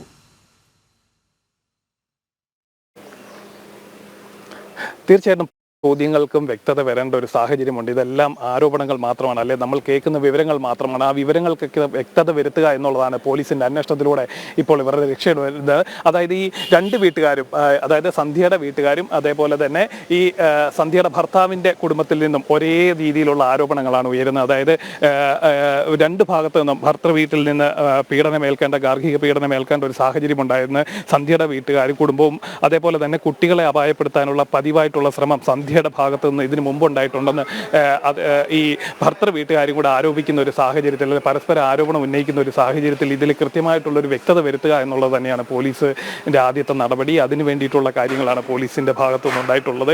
മാനസികാസ്വാസ്ഥ്യം ഉണ്ടായിരുന്നു. കഴിഞ്ഞ കുറച്ച് കാലുകളായിട്ട് ഇവരിത് നേരിട്ടിരുന്നു. ഭർത്തൃ വീട്ടിൽ നിന്നുള്ള ഈ പീഡനം മൂലം അവർക്ക് വലിയ ബുദ്ധിമുട്ടുകളൊക്കെ അനുഭവപ്പെട്ടിട്ടുണ്ടെന്നുള്ള കാര്യങ്ങളൊക്കെ പുറത്തു വന്നിരുന്നു. അതിൻ്റെ ഭാഗമായിട്ട് ഈ കുടുംബ പ്രശ്നമാണ് ഇത്തരം ഒരു ക്രൂരകൃത്യത്തിലേക്ക് അല്ലെങ്കിൽ അല്ലെങ്കിൽ ഈ ഒരു കുട്ടീൻ്റെ അപായപ്പെടുത്തുന്നതിലേക്ക് എത്തിച്ചതെന്നുള്ള ഒരു പ്രാഥമിക നിഗമനത്തിലാണ് പോലീസ് ഉള്ളത്. അതിൽ ഇതിനപ്പുറം മറ്റെന്തെങ്കിലും കാര്യങ്ങളുണ്ടോ എന്ന കാര്യങ്ങളിലടക്കം വ്യക്തത വരുത്തുന്നതിന് വേണ്ടിയിട്ടാണ് ഇന്ന് DYSPയുടെ നേതൃത്വത്തിലുള്ള ഒരു പോലീസ് സംഘം ഇവരെ ചോദ്യം ചെയ്യുക. ഉച്ചയ്ക്ക് ശേഷമായിരിക്കും കോടതിയിലേക്ക് അടക്കം ഹാജരാക്കുന്ന ഒരു നടപടി ഉണ്ടാവുന്നത്.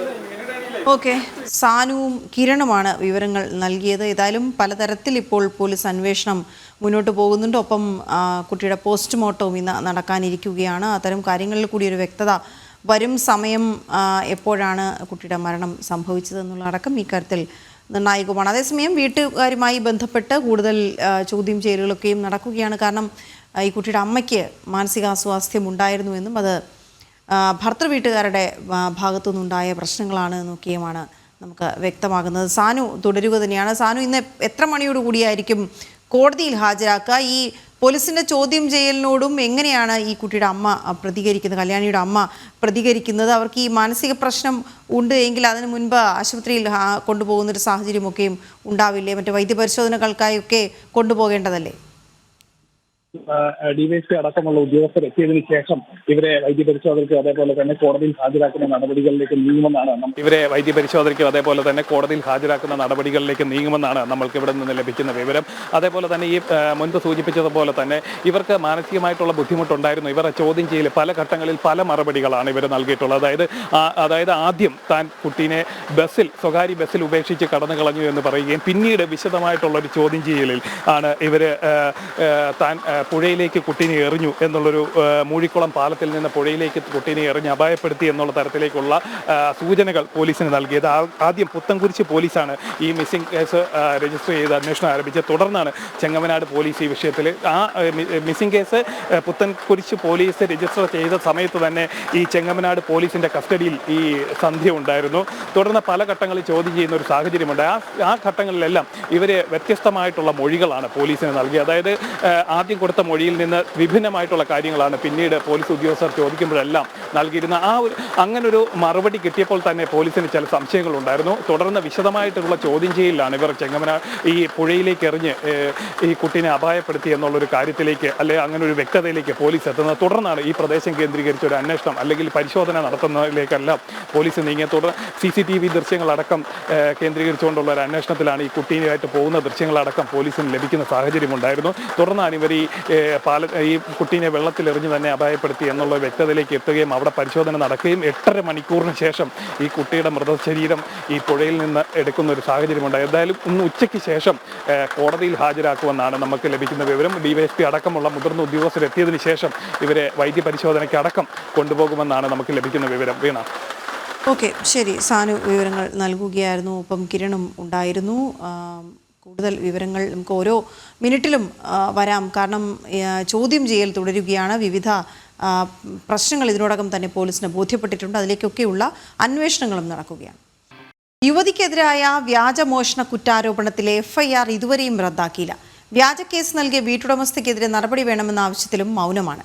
SIയെ മാത്രം സസ്പെൻഡ് ചെയ്ത് പേരുക്കട സ്റ്റേഷനിലെ മറ്റ് പോലീസ് ഉദ്യോഗസ്ഥർക്കും സംരക്ഷണം നൽകുകയാണ്.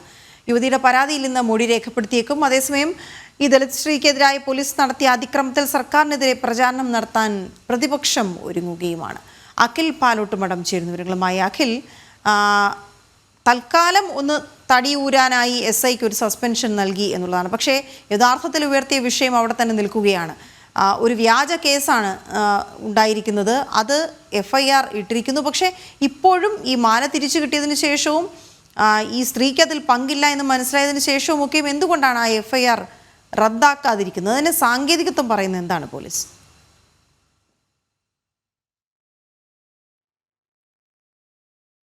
വീണ, കേരള സർക്കാർ 5ാം വാർഷികത്തിലേക്ക് പോകുന്നതിന് മുമ്പ് 4ാം വാർഷികാഘോഷങ്ങളുടെ സമാപനത്തിനോടനുബന്ധിച്ച് പാലക്കാട് പട്ടികജാതി പട്ടികവർഗ സംഗമം നടത്തുകയും കഞ്ചാവ് കേസിലെ പ്രതിയായ വേടന്റെ പാട്ടു നടത്തുകയും ചെയ്യുന്ന അതേ ദിവസം തന്നെയാണ് ഒരു ദളിത് സ്ത്രീയെ കുറ്റം ആരോപിച്ച് കേരളത്തിൻ്റെ പോലീസ് പിടിച്ചിരുത്തുകയും അവർക്കെതിരെ ജാതി അധിക്ഷേപം നടത്തുകയും അവരെ വേട്ടയാടുകയും ചെയ്യുന്നത് എന്നതാണ് കേരളത്തിലെ പൊതുസമൂഹം മനസ്സിലാക്കുന്നത്. അവർ ചെയ്യാത്ത ഒരു കുറ്റം അവരുടെ മേൽ ആരോപിക്കുകയാണ് പോലീസ് ഇത്തരത്തിൽ അവരോട് നടപടി ആരോപിച്ചത്. അതിൽ പ്രധാനമായും അവരല്ല കുറ്റം ചെയ്തതെന്ന് തെളിയിച്ചിട്ട് പോലും അല്ലെങ്കിൽ തെളിഞ്ഞിട്ട് പോലും ആ സ്ത്രീക്കെതിരെ അതിക്രമം നടത്തി അല്ലെങ്കിൽ ആ സ്ത്രീയെ മാനസിക മാനസികമായി വേട്ടയാടിയ കേരളത്തിലെ പിണറായിയുടെ പോലീസിനെതിരെ ഒരു നടപടിയുമില്ല എന്നുള്ളതാണ് യാഥാർത്ഥ്യമായി നിൽക്കുന്നത്. അതിൽ പ്രധാനമായും ഒരു SIയെ മാത്രമാണ് സസ്പെൻഡ് ചെയ്ത്, അതിൽ ഹൗസ് SI മാത്രമാണ്, പേരൂർക്കട സ്റ്റേഷനിലെ SIയെ മാത്രം സസ്പെൻഡ് ചെയ്തു. ബാക്കി ഉണ്ടായിരുന്ന ഒരു പോലീസുകാർക്കെതിരെയും നടപടി സ്വീകരിക്കാൻ സർക്കാർ തയ്യാറായില്ല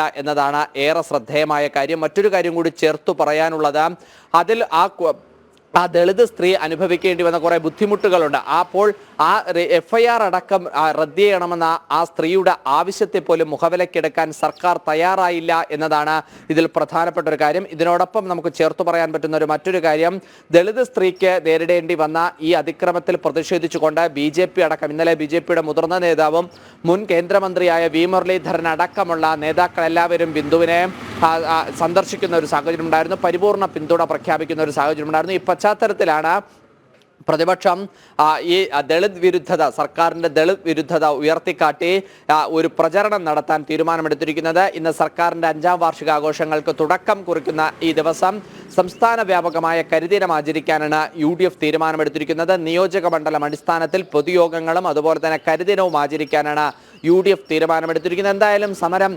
സർക്കാരിനെതിരായ ഈ ദളിത് വിരുദ്ധതയ്ക്കെതിരായ സമരം ശക്തമാക്കാൻ തന്നെയാണ് പ്രതിപക്ഷമടക്കമുള്ള BJP അടക്കമുള്ള പ്രതിപക്ഷ പാർട്ടികളുടെ തീരുമാനം എന്ന് നമുക്ക് മനസ്സിലാക്കാൻ സാധിക്കുന്നു. അതിനോടൊപ്പമാണ് ഇതിൽ FIR അടക്കം റദ്ദ് ചെയ്യാത്ത സാഹചര്യത്തിൽ ഒരിക്കൽ കൂടി ബിന്ദുവിന്റെ മൊഴി രേഖപ്പെടുത്താനുള്ള സാഹചര്യവും ഇന്ന് നിലനിൽക്കുന്നുണ്ട്. വീണ, ബിന്ദുവിന് മറ്റൊരാവശ്യം കൂടി ഉണ്ടല്ലോ അഖിൽ, ഈ മാല എങ്ങനെയാണ് കാണാതായത്? അതാരാണ് ആ മാല മാറ്റിയത്? ഈ കാര്യം കൂടി അന്വേഷണ വിധേയമാക്കണമെന്ന് ബിന്ദു ആവശ്യപ്പെട്ടിട്ടുണ്ട്. കാരണം ഇങ്ങനൊരു കള്ളക്കേസ് എന്തിന് ഉണ്ടായി എന്നുള്ളത് വളരെ പ്രധാനമാണ്. പക്ഷെ അതിലേക്ക് പിന്നീട് പോലീസ് കടന്നിട്ടേ ഇല്ലെന്ന് തോന്നുന്നു.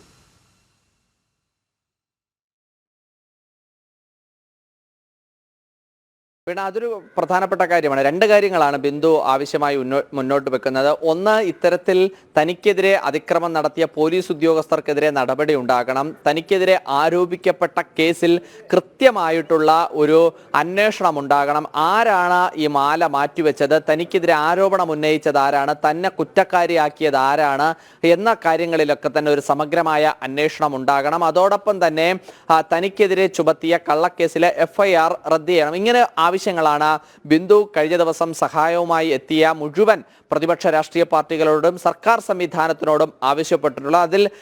ഇതിൽ ഞാൻ പറഞ്ഞ ഒരു പ്രധാനപ്പെട്ട കാര്യമാണ്, എങ്ങനെയാണ് ഈ മാല മോഷണം പോകുന്നത്, അല്ലെങ്കിൽ ആരാണ് മാറ്റിവെക്കുന്നത്, എന്തിനാണ് ബിന്ദുവിന് മേൽ ഇത്തരത്തിലൊരു ആരോപണം ഉന്നയിച്ചത് എന്നുള്ള കാര്യത്തിലൊക്കെ ഒരു വ്യക്തത വരാനുണ്ട്. ആ കാര്യത്തിൽ ഒരു അന്വേഷണം വേണമെന്ന ബിന്ദുവിന്റെ ആവശ്യം ഇതുവരെ സർക്കാരും പോലീസും മുഖവിലയ്ക്ക് എടുത്തിട്ടില്ല എന്നതാണ് നമുക്ക് മനസ്സിലാക്കാൻ സാധിക്കുന്നത്. ചിലപ്പോൾ FIR മാറ്റുന്നതോടൊപ്പം അല്ലെങ്കിൽ FIR റദ്ദാക്കുന്നതിനോടൊപ്പം മറ്റു പോലീസ് ഉദ്യോഗസ്ഥരെ കൂടി മാറ്റി നിർത്തി ഒരു അന്വേഷണം നടത്താനുള്ള ഒരു സാധ്യത നിലനിൽക്കുന്നുണ്ട്. അതോടൊപ്പം തന്നെ ദേശീയ മനുഷ്യാവകാശ കമ്മീഷനും ദേശീയ പട്ടികജാതി കമ്മീഷനും ഒക്കെ തന്നെ പരാതി നൽകുന്ന കാര്യമടക്കം ബിന്ദുവിൻ്റെ പരിഗണനയിലുണ്ട് എന്നതാണ് നമുക്ക് മനസ്സിലാക്കാൻ സാധിക്കുന്നത്. എന്തായാലും സർക്കാർ ഈ കാര്യത്തിൽ ഒരു ദളിത് സ്ത്രീയെ, ഒരു പിന്നോക്ക വിഭാഗത്തിൽപ്പെട്ട ഒരു വീട്ടമ്മയ്ക്ക് നേരെ സർക്കാർ നടത്തിയ, കേരളത്തിലെ പോലീസ് നടത്തിയ അതിക്രമത്തിൽ വലിയ പ്രതിഷേധം തന്നെയാണ് ഈ ഘട്ടത്തിൽ ഉയരുന്നത്. വീണ, ഓക്കെ, ശരി അഖിൽ.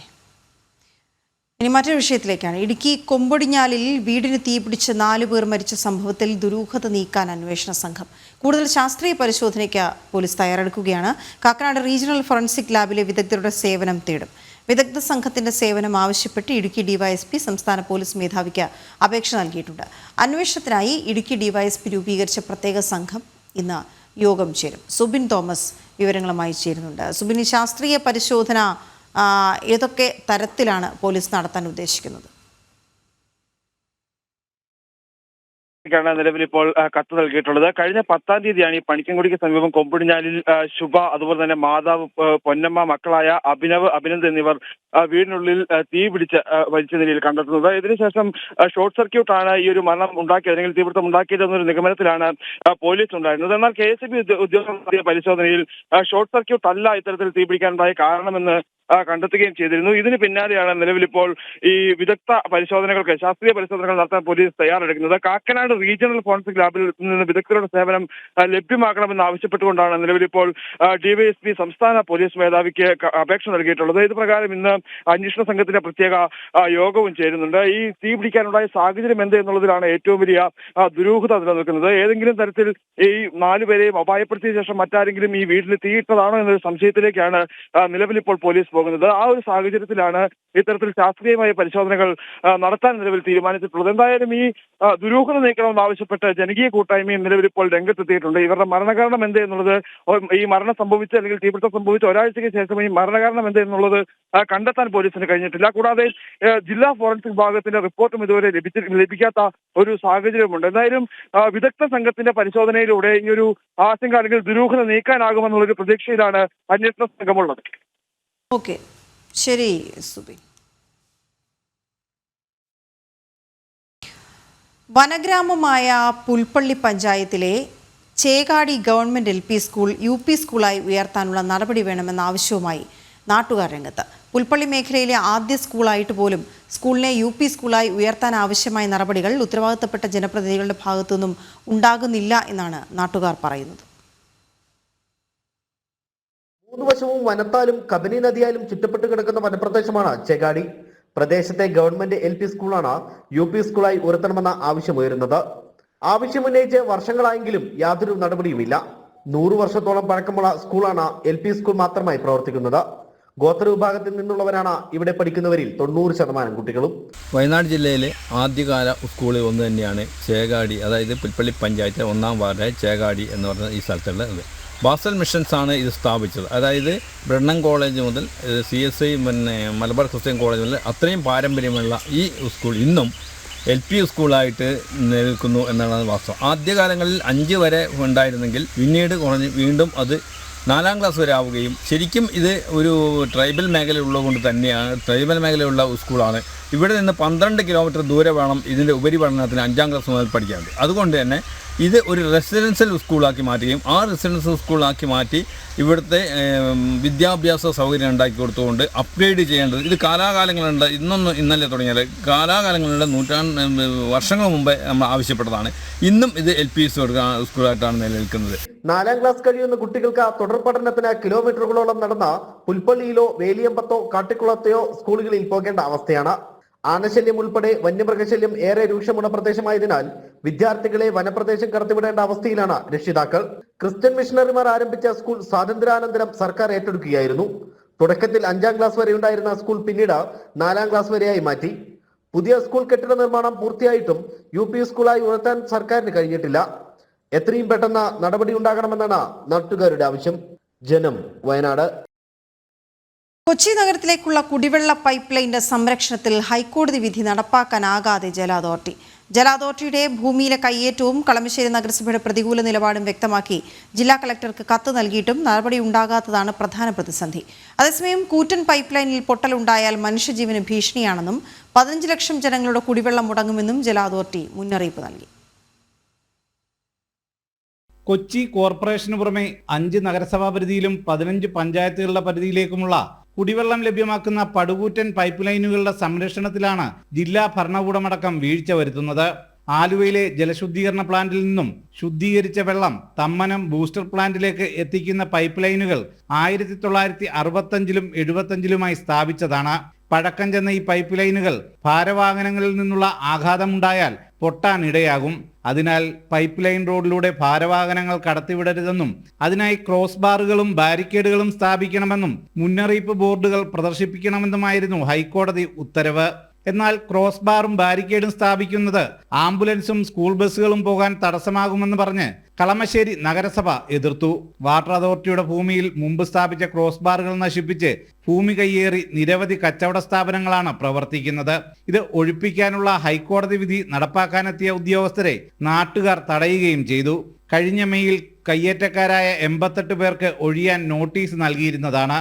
ഇതുമായി ബന്ധപ്പെട്ട് കഴിഞ്ഞ ഒക്ടോബറിൽ ജില്ലാ കളക്ടർക്ക് സഹായം അഭ്യർത്ഥിച്ച് കത്തു നൽകിയെങ്കിലും ഒരു നടപടിയും ഉണ്ടായിട്ടില്ല.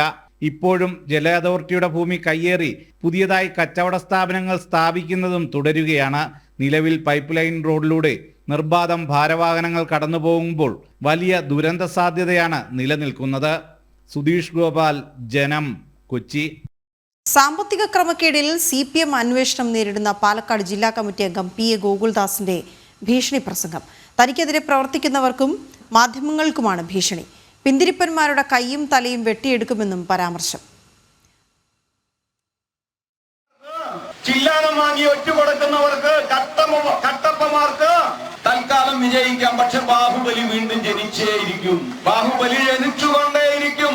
കട്ടപ്പമാര് പിന്നൊന്ന് പൊട്ടുമ്പോഴും ബാഹുബലി വീണ്ടും ജനിച്ചുകൊണ്ടിരിക്കും. വിസ്മയകരമായി നിങ്ങളുടെയൊക്കെ കേന്ദ്രങ്ങളെ മുട്ടുറപ്പിച്ചുകൊണ്ട് തലയിൽ ഈ പറയുന്ന പിന്തിരിപ്പന്മാരുടെ തലയൊക്കെ കയ്യിൽ വെട്ടിയെടുത്ത് നടന്നു വരുന്ന ബാഹുബലിയുടെ ചിത്രം ഉണ്ടല്ലോ, അതുണ്ടാവും. അങ്ങനെ വീണു പോകുന്നവരല്ല.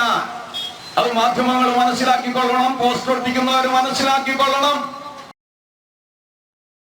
അരുൺ ആലത്തൂർ ചേരുന്നു വിവരങ്ങളുമായി. അരുൺ, എവിടെയാണ് ഈ സംസാരം ഉണ്ടായത്? വിവരങ്ങൾ എന്താണ്?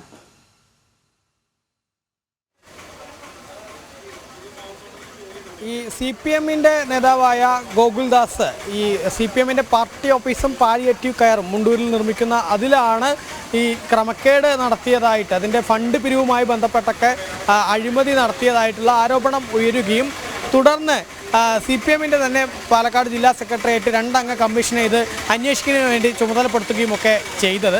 ഏതായാലും ആ സംഭവത്തിന് പിന്നാലെ ഈ അഴിമതിക്കാരനായ ഗോകുൽദാസ് എന്ന പേരിൽ ഗോകുൽദാസിനെതിരെ കഴിഞ്ഞ ദിവസങ്ങളിൽ കോങ്ങാടിൻ്റെ വിവിധ ഭാഗങ്ങളിൽ പോസ്റ്ററുകളും മറ്റുമൊക്കെ ഉയരുന്ന സാഹചര്യം കൂടെ ഉണ്ടായിരുന്നു. ഇപ്പോൾ ഏതായാലും ഈ ഗോകുൽദാസിൻ്റെ ഭാഗത്തു നിന്നൊരു ഭീഷണി പ്രസംഗമാണ് ഉണ്ടായിരിക്കുന്നത്. തനിക്കെതിരെ പ്രവർത്തിക്കുന്നവർക്കും മാധ്യമങ്ങൾക്കുമാണ് ഇങ്ങനെ ഭീഷണി മുഴക്കിയിരിക്കുന്നത്. കാരിരുമ്പിൻ്റെ ശക്തിയെ അതിൻ്റെ ഉള്ളിൽ അണഞ്ഞു കത്തുന്ന തീയിനെ കെടുത്താൻ ഒരു പിന്തിരിപ്പം ശക്തിക്കും കഴിയില്ല എന്നാണ് ഗോകുൽദാസ് പറയുന്നത്. അണഞ്ഞു കത്തുന്ന തീയൊന്ന് ആളിപ്പടർന്നാൽ എല്ലാ പിന്തിരിപ്പൻ ശക്തികളും കരിഞ്ഞു പോവും. ആളിക്കത്താൻ ഇവരെ ഇടവരുത്തരുതെന്ന് ഓർമ്മിപ്പിക്കുകയാണ്. തുടങ്ങിയ കാര്യങ്ങളാണ് ഈ പ്രസംഗത്തിൽ ഗോകുൽദാസ് പറയുന്നത്. ഏതായാലും ജില്ലാ കമ്മിറ്റിയെ ഒറ്റുകൊടുക്കുന്നവർക്കും കട്ടപ്പമാർക്കും തൽക്കാലം വിജയിക്കാൻ, പക്ഷേ ബാഹുബലി ജയിക്കും. കട്ടപ്പമാർ പിന്നിൽ നിന്നും കുത്തുമ്പോഴും ബാഹുബലി ജയിച്ചുകൊണ്ടേ ഇരിക്കും എന്നൊക്കെയാണ് ഗോകുൽദാസ് പറയുന്നത്. പിന്തിരിപ്പന്മാരുടെ കൈയും തലയും വെട്ടിയെടുത്ത് വരുന്ന ബാഹുബലിയുടെ ചിത്രമുണ്ടാകും. അങ്ങനെ വീണു പോകില്ലെന്ന് മാധ്യമങ്ങളും ഇരുട്ടിൽ പോസ്റ്റർ ഒട്ടിക്കുന്നവരും മനസ്സിലാക്കണം തുടങ്ങിയ കാര്യങ്ങളൊക്കെയാണ് ഗോകുൽദാസ് പറയുന്നത്. കൂടാതെ EK നയനാരെ പോലെ നാടിനായി ജീവിച്ചവരെ വ്യക്തിഹത്യ നടത്തും, അത് കമ്മ്യൂണിസ്റ്റ് അതിനൊക്കെ അതിജീവിക്കും എന്ന തരത്തിലൊക്കെയാണ് ഗോകുൽദാസ് ഇങ്ങനെ പ്രസംഗത്തിൽ പറയുന്നത്. ഏതായാലും ഈ സംഭവത്തിൽ പ്രധാനമായിട്ടും പാർട്ടിക്കാർ തന്നെയാണ് ഗോകുൽദാസിനെതിരെ പരാതി നൽകിയിരിക്കുന്നത്. നേരത്തെ ഈ പാലിയേറ്റീവ് കെയറും പാർട്ടി ഓഫീസ് നിർമ്മാണത്തിന് വഴി നിർമ്മിക്കുന്നതിന് വേണ്ടി സർക്കാരിൻ്റെ ഭൂമി, പഞ്ചായത്തിൻ്റെ ഭൂമി കയ്യേറി എന്നുള്ള വാർത്ത നമ്മൾ ജനം TV റിപ്പോർട്ട് ചെയ്തിരുന്നു. ആ കയ്യേറ്റ വാർത്ത റിപ്പോർട്ട് ചെയ്യാൻ പോയപ്പോൾ നമ്മളെ തടയുകയും മറ്റുമൊക്കെ ചെയ്ത വ്യക്തിയായിരുന്നു ഈ ഗോകുൽദാസ്. ആ ഗോകുൽദാസാണ് അതേ പാർട്ടി ഓഫീസിൻ്റെ നിർമ്മാണത്തിലെ ഫണ്ട് പിരിവുമായി ബന്ധപ്പെട്ട് അഴിമതി നടത്തി എന്നുള്ള പരാതി ജില്ലാ സെക്രട്ടേറിയറ്റിന് പോയത്. തുടർന്ന് ജില്ലാ സെക്രട്ടേറിയറ്റ് തന്നെയാണ് അത് അന്വേഷിക്കുന്നതിന് വേണ്ടി പ്രേംകുമാർ അതുപോലെ തന്നെ TM ശശി എന്ന 2 അംഗ കമ്മീഷനെ നിയോഗിച്ചത്. ആ കമ്മീഷൻ്റെ അന്വേഷണം പുരോഗമിക്കുന്നതിനിടെ പാർട്ടിക്കാർ ഈ ശശി വലിയ അഴിമതിക്കാരനാണെന്നുള്ളത് വ്യാപകമായിട്ട് ആ മുണ്ടൂർ മേഖലയിലും കൊങ്ങാട് മേഖലയിലും ഒക്കെ പറയുന്നു. അതിനൊപ്പം അവർ വ്യാപകമായിട്ട് ഇതിൻ്റെ പോസ്റ്ററുകളും മറ്റുമൊക്കെ പതിക്കുകയും ചെയ്തു. അതുമായി മുന്നോട്ട് പോകുമ്പോഴാണ്, അതായത് ഈ ശശിക്കെതിരെയുള്ള ജനരോഷം പാർട്ടിക്കകത്ത് നിന്ന് തന്നെ ഇങ്ങനെ ഉയരുന്നതിനിടെയാണ് ആ പാർട്ടിക്കാരെയും മാധ്യമങ്ങളെയും ഉൾപ്പെടെ ഭീഷണിപ്പെടുത്തുന്ന ഒരു പ്രസംഗവുമായിട്ട് ശശി എത്തിയിരിക്കുന്നത്. ഓക്കെ, ശരി. പാലക്കാട് കഞ്ചിക്കോട് കാട്ടാന ആക്രമണത്തിൽ കർഷകന് പരിക്ക്. ചെല്ലൻകാവ് മേഖലയിലാണ് സംഭവം. ചെല്ലൻകാവ് സ്വദേശി സുന്ദരനാണ് പരിക്കേറ്റത്. മാവിൻതോട്ടത്തിൽ വെച്ചാണ് ആനയുടെ ആക്രമണം ഉണ്ടായത്. വിവരങ്ങളുമായി അരുൺ ആലത്തൂർ തുടരുകയാണ്. അരുൺ, ഈ വിഷയത്തിൽ എന്താണ് വിവരങ്ങൾ?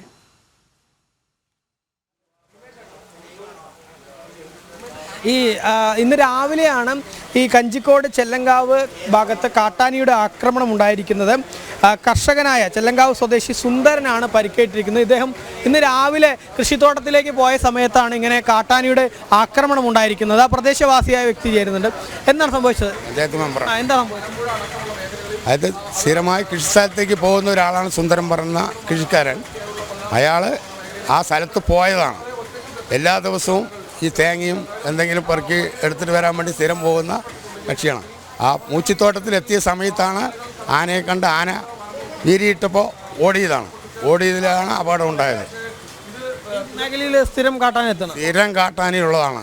2 മണി കഴിഞ്ഞ പൈറ്റുകാട് മേഖല, കൊട്ടാമുട്ടി, പനങ്കാട് ഈ മേഖലകളിൽ മുഴുവൻ 3 മണി കഴിഞ്ഞ കൃഷിക്കാർക്ക് നിൽക്കാൻ പറ്റാത്ത സാഹചര്യമാണ്. സർക്കാരിൻ്റെ ശ്രദ്ധയിൽ കാലങ്ങളായി പെടുത്തിക്കൊണ്ടിരിക്കുകയാണ്. റെയിൽ ഫെൻസിംഗ് ആണ് ഇതിന് ശാശ്വത പരിഹാരം ഞങ്ങൾ പറഞ്ഞതാണ്.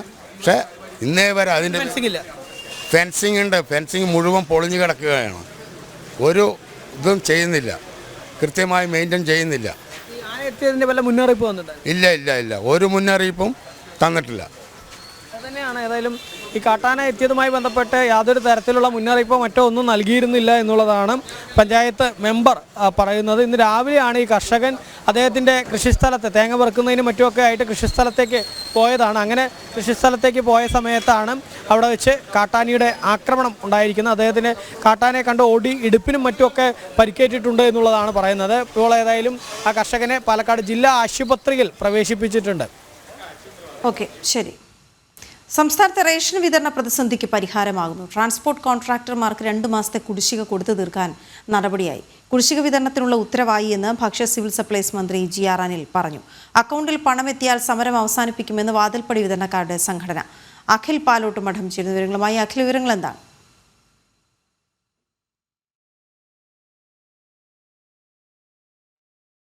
കഴിഞ്ഞ 7 ദിവസമായി കുടിശ്ശിക ആവശ്യപ്പെട്ട റേഷൻ വ്യാപാരികൾ സമരത്തിലായിരുന്നു വീണ. ആ സമരത്തിന്റെ പശ്ചാത്തലത്തിലായിരുന്നു റേഷൻ വ്യാപാരികളും അതുപോലെ തന്നെ വിതരണക്കാരുമായിട്ട് ഭക്ഷ്യ സിവിൽ സപ്ലൈസ് വകുപ്പ് മന്ത്രി ചർച്ച നടത്തിയത്. അതിൽ 5 മാസത്തെ കുടിശ്ശിക 2 മാസത്തെ തുകയെങ്കിലും അനുവദിക്കാമെന്നൊരു സർക്കാർ ഒരു തീരുമാനമെടുത്തിരുന്നു. ഇത് സമരക്കാരെ അറിയിച്ചതിനു പിന്നാലെയാണ് സമരം ഇപ്പോൾ ഒരു സമവാക്യത്തിലേക്ക് എത്തിയിരിക്കുന്നതായി നമുക്ക് മനസ്സിലാക്കാൻ സാധിക്കുന്നത്. കുടിശ്ശിക വിതരണത്തിനായി 50 കോടി രൂപ കഴിഞ്ഞ ദിവസമാണ് സർക്കാർ സപ്ലൈകോയ്ക്ക് കൈമാറിയിരുന്നത്. ഇന്ന് ആ തുക കരാറുകാരുടെ അക്കൗണ്ടിലേക്ക് എത്തുമെന്ന് പ്രതീക്ഷിക്കുന്നുണ്ട്. ഈ പശ്ചാത്തലത്തിൽ കൂടിയാണ് സമരം അവസാനിപ്പിക്കാൻ വേണ്ടി വാതിൽപ്പടി വിതരണക്കാരുടെ സംഘടനയായ കേരള ട്രാൻസ്പോർട്ടിംഗ് കോർപ്പറേഷൻ അസോസിയേഷൻ സംസ്ഥാന സമിതി യോഗം തീരുമാനമെടുത്തിരിക്കുന്നത്. എന്തായാലും കഴിഞ്ഞ 5 തവണയായിട്ടാണ് ഈ സമരം പല ഘട്ടങ്ങളിലായി നടന്നു. കഴിഞ്ഞ 7 ദിവസമായി വളരെ രീതിയിലുള്ള സമരം സംസ്ഥാനത്തെ റേഷൻ വ്യാപാരികളുടെ ഭാഗത്തു നിന്നുണ്ടായിരുന്നു. ഈ പശ്ചാത്തലത്തിൽ കൂടിയാണ് സർക്കാർ ഒരു അടിയന്തരമായ ഒരു ഇടപെടൽ നടത്തിയിരിക്കുന്നത്. വീണ.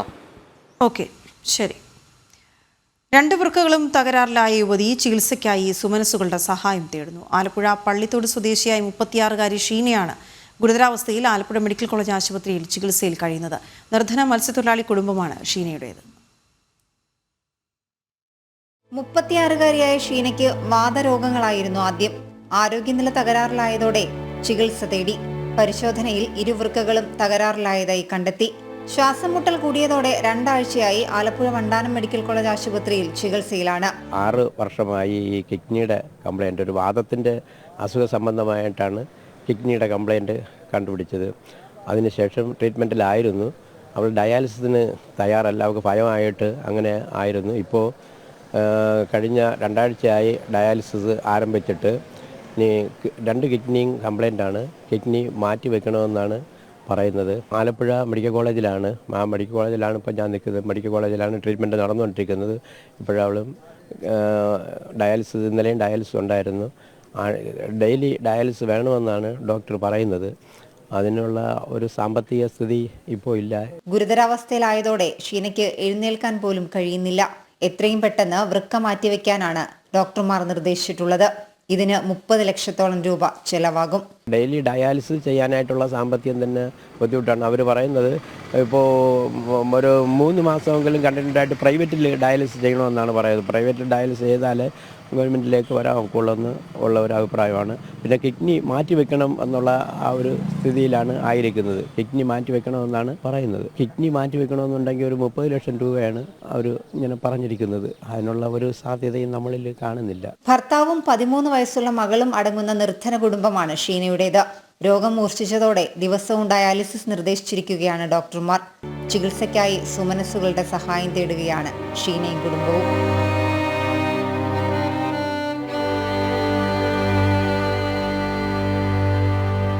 ജനം, ആലപ്പുഴ. വഖഫ് ഭേദഗതി നിയമം അടിയന്തരമായി സ്റ്റേ ചെയ്യണമെന്നാവശ്യപ്പെട്ട ഹർജിയിൽ സുപ്രീം കോടതി ഇന്ന് വാദം കേൾക്കും. ചീഫ് ജസ്റ്റിസ് BR ഗവായ് അധ്യക്ഷനായ ബെഞ്ചാണ് കേസ് പരിഗണിക്കുന്നത്. വഖഫ് ഭേദഗതി നിയമം സ്റ്റേ ചെയ്യണമെന്നാവശ്യപ്പെട്ടുള്ള ഹർജിയെ എതിർത്ത് കേന്ദ്ര സർക്കാർ സത്യവാങ്മൂലം നൽകിയിട്ടുണ്ട്. 2013 നിയമം ഭേദഗതി ചെയ്തതിൽ പിന്നെ വഖഫ് സ്വത്തുക്കൾ 116% വർദ്ധിച്ചതായാണ് കണക്ക്. അതേസമയം കേസിൽ കക്ഷി ചേരണമെന്നാവശ്യപ്പെട്ട് കേരള സർക്കാർ ഇന്ന് സുപ്രീം കോടതിയിൽ അപേക്ഷ ഫയൽ ചെയ്യും.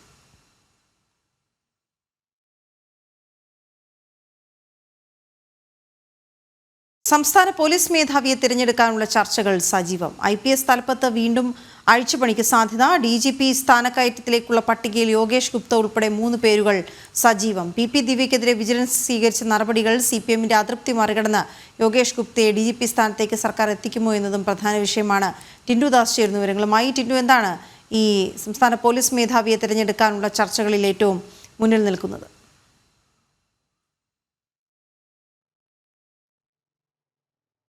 വീണ, ജൂൺ 30-ാം തീയതി സംസ്ഥാന പോലീസ് മേധാവി വിരമിക്കും. ഷെയ്ഖ് ദർവേഷ് സാഹിബ് വിരമിക്കുന്നതിൻ്റെ ഒഴിവിലേക്ക്, അല്ലെങ്കിൽ ആ ഒഴിവിലേക്ക് വരാനായിട്ട് പ്രധാനമായും പട്ടികയിലുള്ളത് 3 പേരാണ്. ഏറ്റവും മുതിർന്ന റവാഡ ചന്ദ്രശേഖർ, നിതിൻ അഗർവാൾ, അതോടൊപ്പം തന്നെ യോഗേഷ് ഗുപ്ത. സംസ്ഥാനത്ത് കഴിഞ്ഞ 2 ആഴ്ചക്കിടയിൽ 2 പ്രാവശ്യമാണ് IS തലപ്പത്ത് അഴിച്ചുപണി നടന്നത്. കേന്ദ്രം നിർദ്ദേശിക്കുന്ന പട്ടികയിൽ യോഗേഷ് ഗുപ്ത ഉൾപ്പെടെയുള്ളവരുടെ പേര് ഉണ്ടാകുമെന്നാണ് കരുതുന്നത്. അങ്ങനെ ഉണ്ടാകുമെങ്കിൽ യോഗേഷ് ഗുപ്തയെ ഈ DGP സ്ഥാനത്തേക്ക് പരിഗണിക്കുമോ എന്നതാണ് ഏറ്റവും പ്രധാനപ്പെട്ട കാര്യം. റവാഡ ചന്ദ്രശേഖർ നമുക്കറിയാം IBയുടെ ഏറ്റവും മുതിർന്ന ഉദ്യോഗസ്ഥരാണ് റവാഡ ചന്ദ്രശേഖർ. അതോടൊപ്പം തന്നെ നിതിൻ അഗർവാൾ കേരള കേഡറ്റിലെ ഏറ്റവും മുതിർന്ന അല്ലെങ്കിൽ ഏറ്റവും സീനിയർ ആയിട്ടുള്ള ഉദ്യോഗസ്ഥരും. അപ്പോൾ ഇവരുടെ 3 പേരുടെയും പേര് പട്ടികകളിൽ ഉയർന്നു വരുമ്പോൾ യോഗേഷ് ഗുപ്തയുടെ പേരാണ് ഏറ്റവും കൂടുതൽ പ്രവൃത്തി പരിചയത്തിന്റെ പേരിലും അതോടൊപ്പം തന്നെ ഏറ്റവും കൂടുതൽ കാലം ജോലി ചെയ്തതിൻ്റെയൊക്കെ പേരുള്ള യോഗേഷ് ഗുപ്തയുടെ പേരാണ് ഏറ്റവും മുന്നിൽ വരുന്നത്.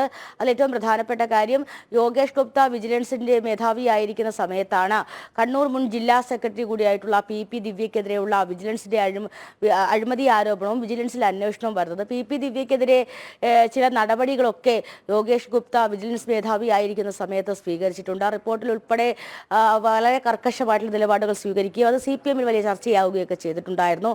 അപ്പോൾ CPMന്റെ അതൃപ്തിയെ മറികടന്നുകൊണ്ട് യോഗേഷ് ഗുപ്തയെ DGP സ്ഥാനത്തേക്ക് കൊണ്ടുവരാൻ സർക്കാരിന് കഴിയുമോ എന്നതാണ് ഏറ്റവും പ്രധാനപ്പെട്ട വിഷയം.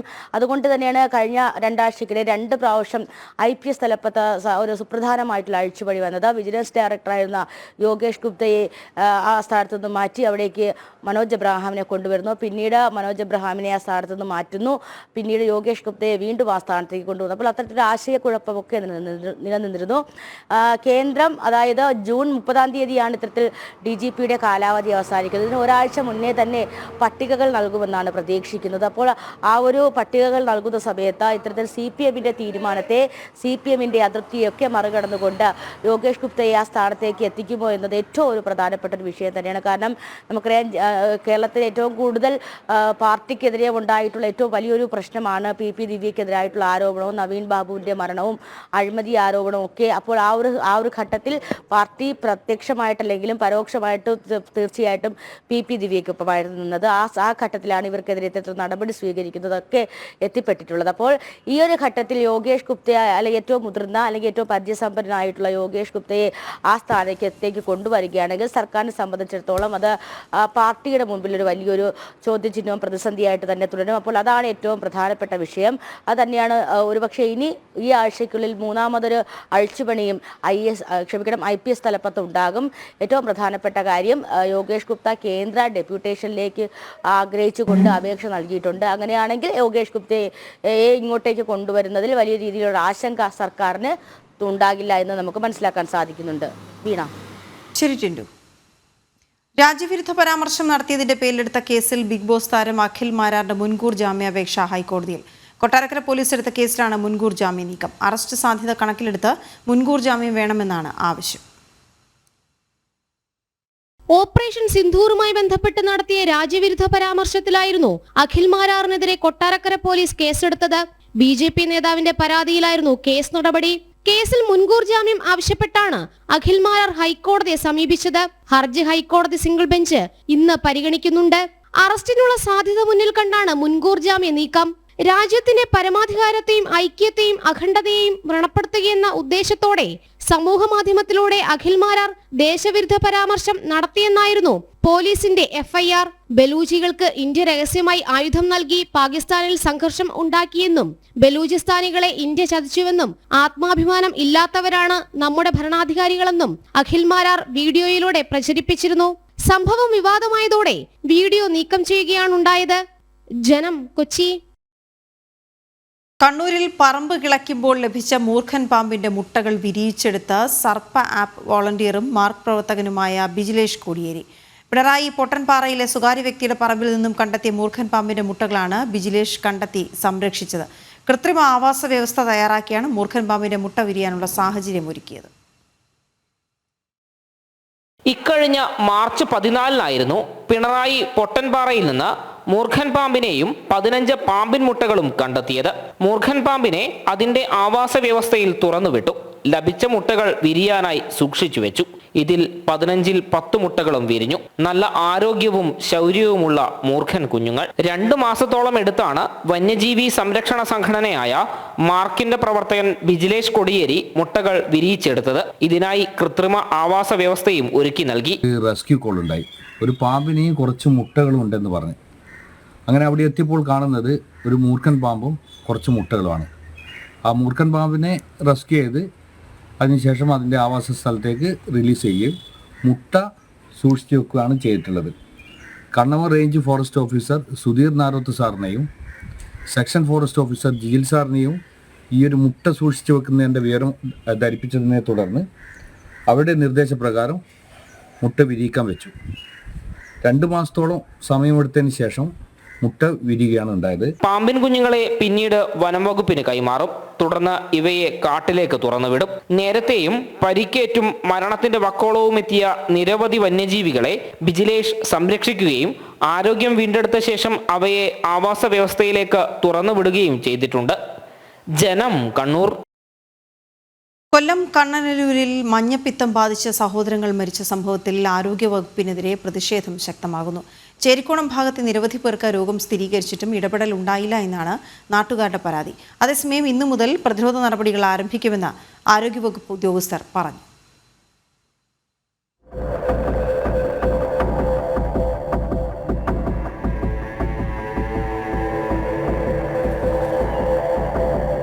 മഞ്ഞപ്പിത്തം ബാധിച്ച് ചികിത്സയിലായിരുന്ന ചേരിക്കോണം സ്വദേശി നീതുവാണ് കഴിഞ്ഞ ദിവസം മരിച്ചത്.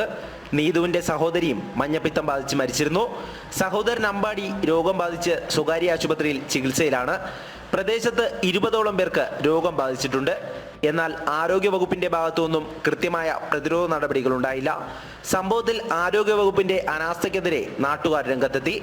ആരോഗ്യമന്ത്രി സ്ഥലം സന്ദർശിക്കണമെന്നും മരിച്ച കുട്ടികളുടെ കുടുംബാംഗങ്ങൾക്ക് നഷ്ടപരിഹാരം നൽകണമെന്നും ആശുപത്രിയിൽ കഴിയുന്ന കുട്ടിയുടെ ചികിത്സാ ചെലവ് ഏറ്റെടുക്കണമെന്നും BJP കൊല്ലം വെസ്റ്റ് ജില്ലാ പ്രസിഡന്റ് S പ്രശാന്ത് ആവശ്യപ്പെട്ടു. ഇത് കേരളത്തിന്റെ മാത്രം ദുരവസ്ഥയാണ്. എന്തു പറഞ്ഞാലും വടക്കേ ഇന്ത്യയെ നോക്കി കുറ്റം പറയുന്ന രാഷ്ട്രീയ നേതാക്കന്മാർ, സാംസ്കാരിക നായകന്മാരൊക്കെ ഈ പ്രദേശത്ത്, ഈ ചേരിക്കോണം എന്ന് പറയുന്ന ഈ പ്രദേശത്ത് വന്ന് സന്ദർശിച്ച് ഇവിടുത്തെ സാധാരണക്കാരായ ജനങ്ങളുടെ ദുരവസ്ഥ മനസ്സിലാക്കാനുള്ള മാനസിക അവസ്ഥ മനസ്സിലാക്കണം. അതുകൊണ്ട് തന്നെ ഭാരതീയ ജനതാ പാർട്ടി ആവശ്യപ്പെടുന്നത് അവർക്ക് മതിയായ നഷ്ടപരിഹാരം നൽകാൻ ഗവൺമെൻറ് തയ്യാറാകണം. ഇപ്പോൾ മെഡിക്കൽ കോളേജിൽ ചികിത്സ കിട്ടാതെ മരിച്ചു 2 കുട്ടികൾ. അതിനുശേഷം അതിൻ്റെ ഇളയ കുട്ടിയെ ഇന്ന് സ്വകാര്യ ആശുപത്രിയിലാണ് ചികിത്സിപ്പിച്ചിട്ടുള്ളത്. കഴിഞ്ഞ കുറച്ച് ദിവസമായിട്ട് തിരുവനന്തപുരത്തെ സ്വകാര്യ ആശുപത്രിയിൽ കഴിയുന്ന ആ കുട്ടിയുടെ ചിലവ് ഓരോ ദിവസവും 10,000-കണക്കിന് രൂപയുടെ ചിലവാണ്. ആ കുടുംബത്തിന് താങ്ങാൻ കഴിയുന്നില്ല. അതുകൊണ്ട് തന്നെയാണ് അടിയന്തരമായി നമ്മൾ ആവശ്യപ്പെടുകയാണ് ആ കുടുംബത്തിൻ്റെ പൂർണ്ണമായ ചിലവ്, ആ കുട്ടിയുടെ ചികിത്സയെ സംബന്ധിക്കുന്നുള്ള മുഴുവൻ ചിലവും വഹിക്കുവാനുള്ള ഉത്തരവാദിത്തം സംസ്ഥാന സർക്കാർ വഹിക്കാൻ തയ്യാറാകണം. അതേസമയം ജില്ലാ മെഡിക്കൽ ഓഫീസർ സ്ഥലത്തില്ലാത്തതിലും പ്രതിഷേധമുയരുകയാണ്. പ്രതിഷേധങ്ങൾക്ക് പിന്നാലെ ഇന്നു മുതൽ പരിശോധനാ ക്യാമ്പ് ഉൾപ്പെടെയുള്ള പ്രതിരോധ നടപടികൾ ആരംഭിക്കുമെന്ന് ആരോഗ്യവകുപ്പ് ഉദ്യോഗസ്ഥർ അറിയിച്ചു. അതിൻ്റെ അടിസ്ഥാനത്തിൽ കഴിഞ്ഞ വെള്ളിയാഴ്ച മുതൽ തന്നെ നമ്മുടെ ജില്ലാ ആരോഗ്യ വകുപ്പിൻ്റെ മേൽനോട്ടത്തിലുള്ള ടീം അവിടെ സ്ഥലത്ത് ക്യാമ്പ് ചെയ്യുന്നുണ്ട്. അവർ ഈ ഏരിയ സന്ദർശിക്കുകയും അവിടെയുള്ള കുടിവെള്ള സ്രോതസ്സുകൾ ഏതൊക്കെയാണെന്ന് കൃത്യമായിട്ട് അനലൈസ് ചെയ്യുകയും അവിടെ ക്ലോറിനേഷൻ തുടങ്ങിയ കാര്യങ്ങൾ സ്ഥിരീകരിക്കുകയും ചെയ്തിട്ടുണ്ട്. ക്ലോറിനേഷൻ കുറവുള്ള ഭാഗങ്ങളിൽ അത് ചെയ്യാനുള്ള നടപടിയും ഇന്നലെ അവധി ദിവസമായിട്ട് കൂടി നമ്മുടെ വകുപ്പിന്റെ മേൽനോട്ടത്തിൽ അവിടെ ചെയ്തു വരുന്നുണ്ട്. തൃക്കോവിൽവട്ടം കുടുംബാരോഗ്യ കേന്ദ്രത്തിൽ ചേർന്ന യോഗത്തിൽ ആരോഗ്യവകുപ്പ് ഉദ്യോഗസ്ഥരും ജനപ്രതിനിധികളും പങ്കെടുത്തു. മരിച്ച കുട്ടികളുടെ വീട് സന്ദർശിച്ച ഉദ്യോഗസ്ഥരോട് നാട്ടുകാർ പ്രതിഷേധം അറിയിച്ചു. പ്രദേശത്തെ ജലസ്രോതസ്സുകളെല്ലാം മാലിന്യം കൊണ്ട് മൂടിയിരിക്കുകയാണ്. കുടിവെള്ളമടക്കം മലിനമായ സാഹചര്യം.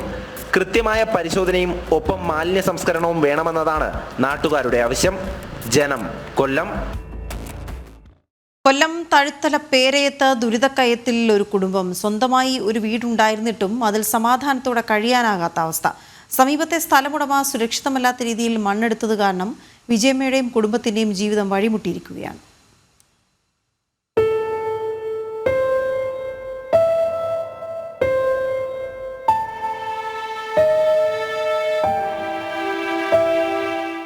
പേരയം സ്വദേശി വിജയമ്മ, മകൻ, മരുമകൾ, 14 വയസ്സുള്ള കുട്ടി, ഇത്രയും പേരാണ് ഈ വീട്ടിൽ താമസിച്ചു വന്നത്. എന്നാൽ ഒരു മാസത്തിലേറെയായി ഇവർ അഭയം പ്രാപിക്കുന്നത് ഒരു ടാർപോയ്ക്ക് കീഴിൽ. അതിന് കാരണം ഈ വീടിന്റെ അവസ്ഥ തന്നെയാണ്. സമീപത്തെ സ്ഥലമുടമ കാലങ്ങളായി സുരക്ഷിതമല്ലാത്ത രീതിയിൽ മണ്ണെടുത്തപ്പോൾ ഒരു ഭാഗമൊന്നാകെ വലിയ താഴ്ചയിലേക്ക് പോയി.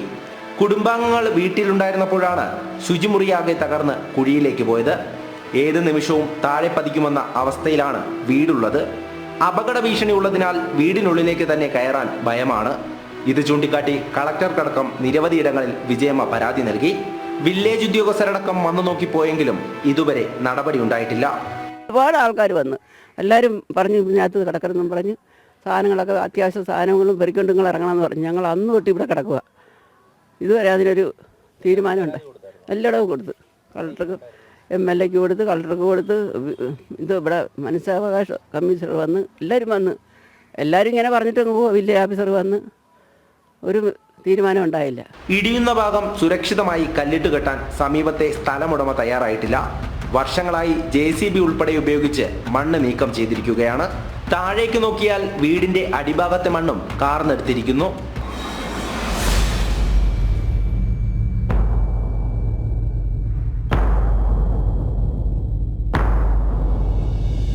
സംഭവത്തിൽ അധികാരികളുടെ ഭാഗത്തു നിന്നും ഉടൻ നടപടി ഉണ്ടാകണമെന്നും കുടുംബത്തെ സംരക്ഷിക്കണമെന്നും വാർഡ് മെമ്പർ ആവശ്യപ്പെട്ടു.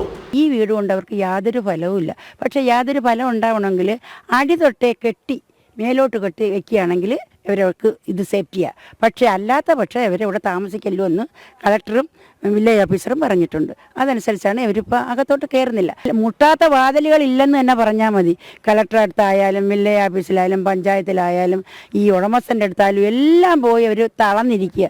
ഇതിനൊരു പോംവഴി ഇല്ലെങ്കിൽ എന്താണ് അതിൻ്റെ അടുത്ത മാർഗമെന്ന് പറയാൻ വയ്യ. ഒന്നുകിൽ താഴ്ചയുള്ള ഭാഗം സുരക്ഷിതമായി കല്ലിട്ട് കെട്ടി ഉയർത്തണമെന്നും അല്ലെങ്കിൽ മറ്റൊരു സ്ഥലത്ത് തങ്ങൾക്ക് താമസിക്കുവാനുള്ള വീടും സ്ഥലവും നൽകണമെന്നതുമാണ് ഈ കുടുംബത്തിന്റെ ആവശ്യം. ജനം, കൊല്ലം. ലോകത്തിലെ ഏറ്റവും വലിയ പൂങ്കുലയാണ് ശവപുഷ്പം എന്നറിയപ്പെടുന്ന പൂങ്കുല. വിദേശ രാജ്യങ്ങളിൽ മാത്രം കാണപ്പെടുന്ന ഈ പൂങ്കുല ഇപ്പോൾ ഇടുക്കി രാമക്കൽമേട്ടിലെത്തിയാലും കാണാൻ സാധിക്കും. ഇതിനോടൊപ്പം ലോകത്തിലെ ഏറ്റവും വലിയ ഒറ്റപ്പൂവായ റഫ്ലേഷ്യ ആർണോൾഡിനെയും കാണാം. നെടുങ്കണ്ടം സ്വദേശി പ്രിൻസ് നിർമ്മിച്ച അപൂർവ പുഷ്പങ്ങളുടെ വിശേഷങ്ങൾ.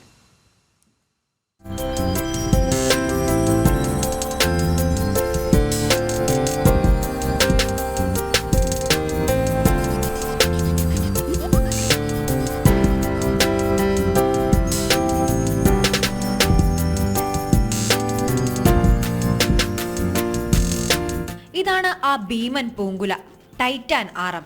വിരിയുമ്പോൾ ചീഞ്ഞ മാംസത്തിന്റെ രൂക്ഷഗന്ധം പുറപ്പെടുവിക്കുന്ന പുഷ്പം. ടൈറ്റാൻ ആരം ഇന്തോനേഷ്യയിലെ സുമാത്രയിലെ മഴക്കാടുകളിൽ നിന്നുള്ളതാണ്. ഇവ വളരെ അപൂർവമായി മാത്രമേ പുഷ്പിക്കാറുള്ളൂ. ഇടുക്കിയിൽ മനുഷ്യനിർമ്മിതമായാണ് ടൈറ്റാൻ ആരം പൂത്തുലഞ്ഞത്.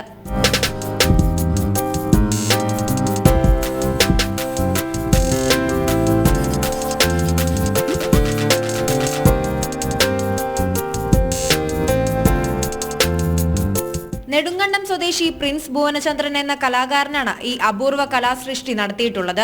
3 മീറ്ററോളം ഉയരത്തിൽ തകിടും തുണിയും മറ്റും ഉപയോഗിച്ചാണ് സൃഷ്ടി പൂർത്തീകരിച്ചത്. എന്നാൽ ഇന്ത്യയിൽ ഉണ്ടാകാത്ത ഒരു സാധനം കുട്ടികൾക്ക് കാണാൻ വേണ്ടിയാണ് ഞാൻ അങ്ങനെ ഒരു സാധനം ഉണ്ടാക്കിയത്. നേരത്തെയും സ്കൂളുകൾക്കും മറ്റ് ഇതിനു വേണ്ടിയൊക്കെ പല ഇത് ഉണ്ടാക്കിയത് കൊണ്ട് നമുക്ക് കുറച്ചും കൂടെ അതിന്റെ ഡീറ്റെയിലുകൾ കണ്ടുപിടിച്ച് അപ്പൊ അതിന്റെ അതേ വലിപ്പത്തിലും ഉയരത്തിലും ഏതാണ്ട് ഒരു 1.5 മീറ്ററോളം വലിപ്പം വെക്കുന്ന ഒരു പൂവാണ്. ഏതാണ്ട് 12 അടിയോളം ഹൈറ്റ് വെക്കും. ഒരു 3-4 ദിവസത്തിനുള്ളിൽ തന്നെ ഇത് വാടിപ്പോകുന്ന ഒരു പൂവാണ്. ഇനി ലോകത്തിലെ ഏറ്റവും വലിയ ഒറ്റപ്പൂവ് കൂടി കാണാം.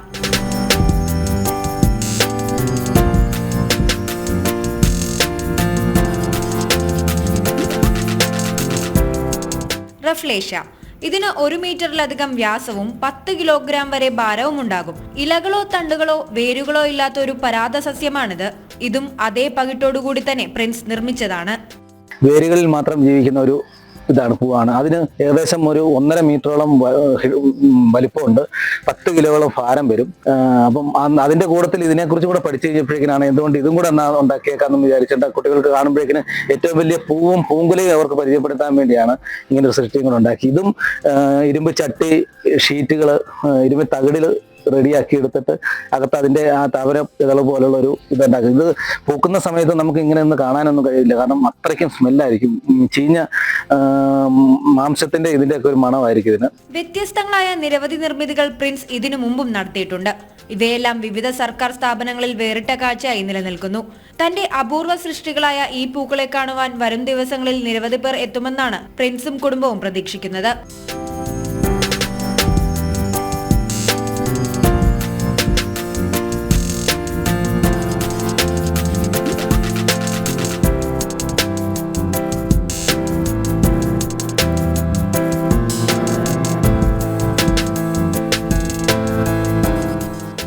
ജനം, ഇടുക്കി.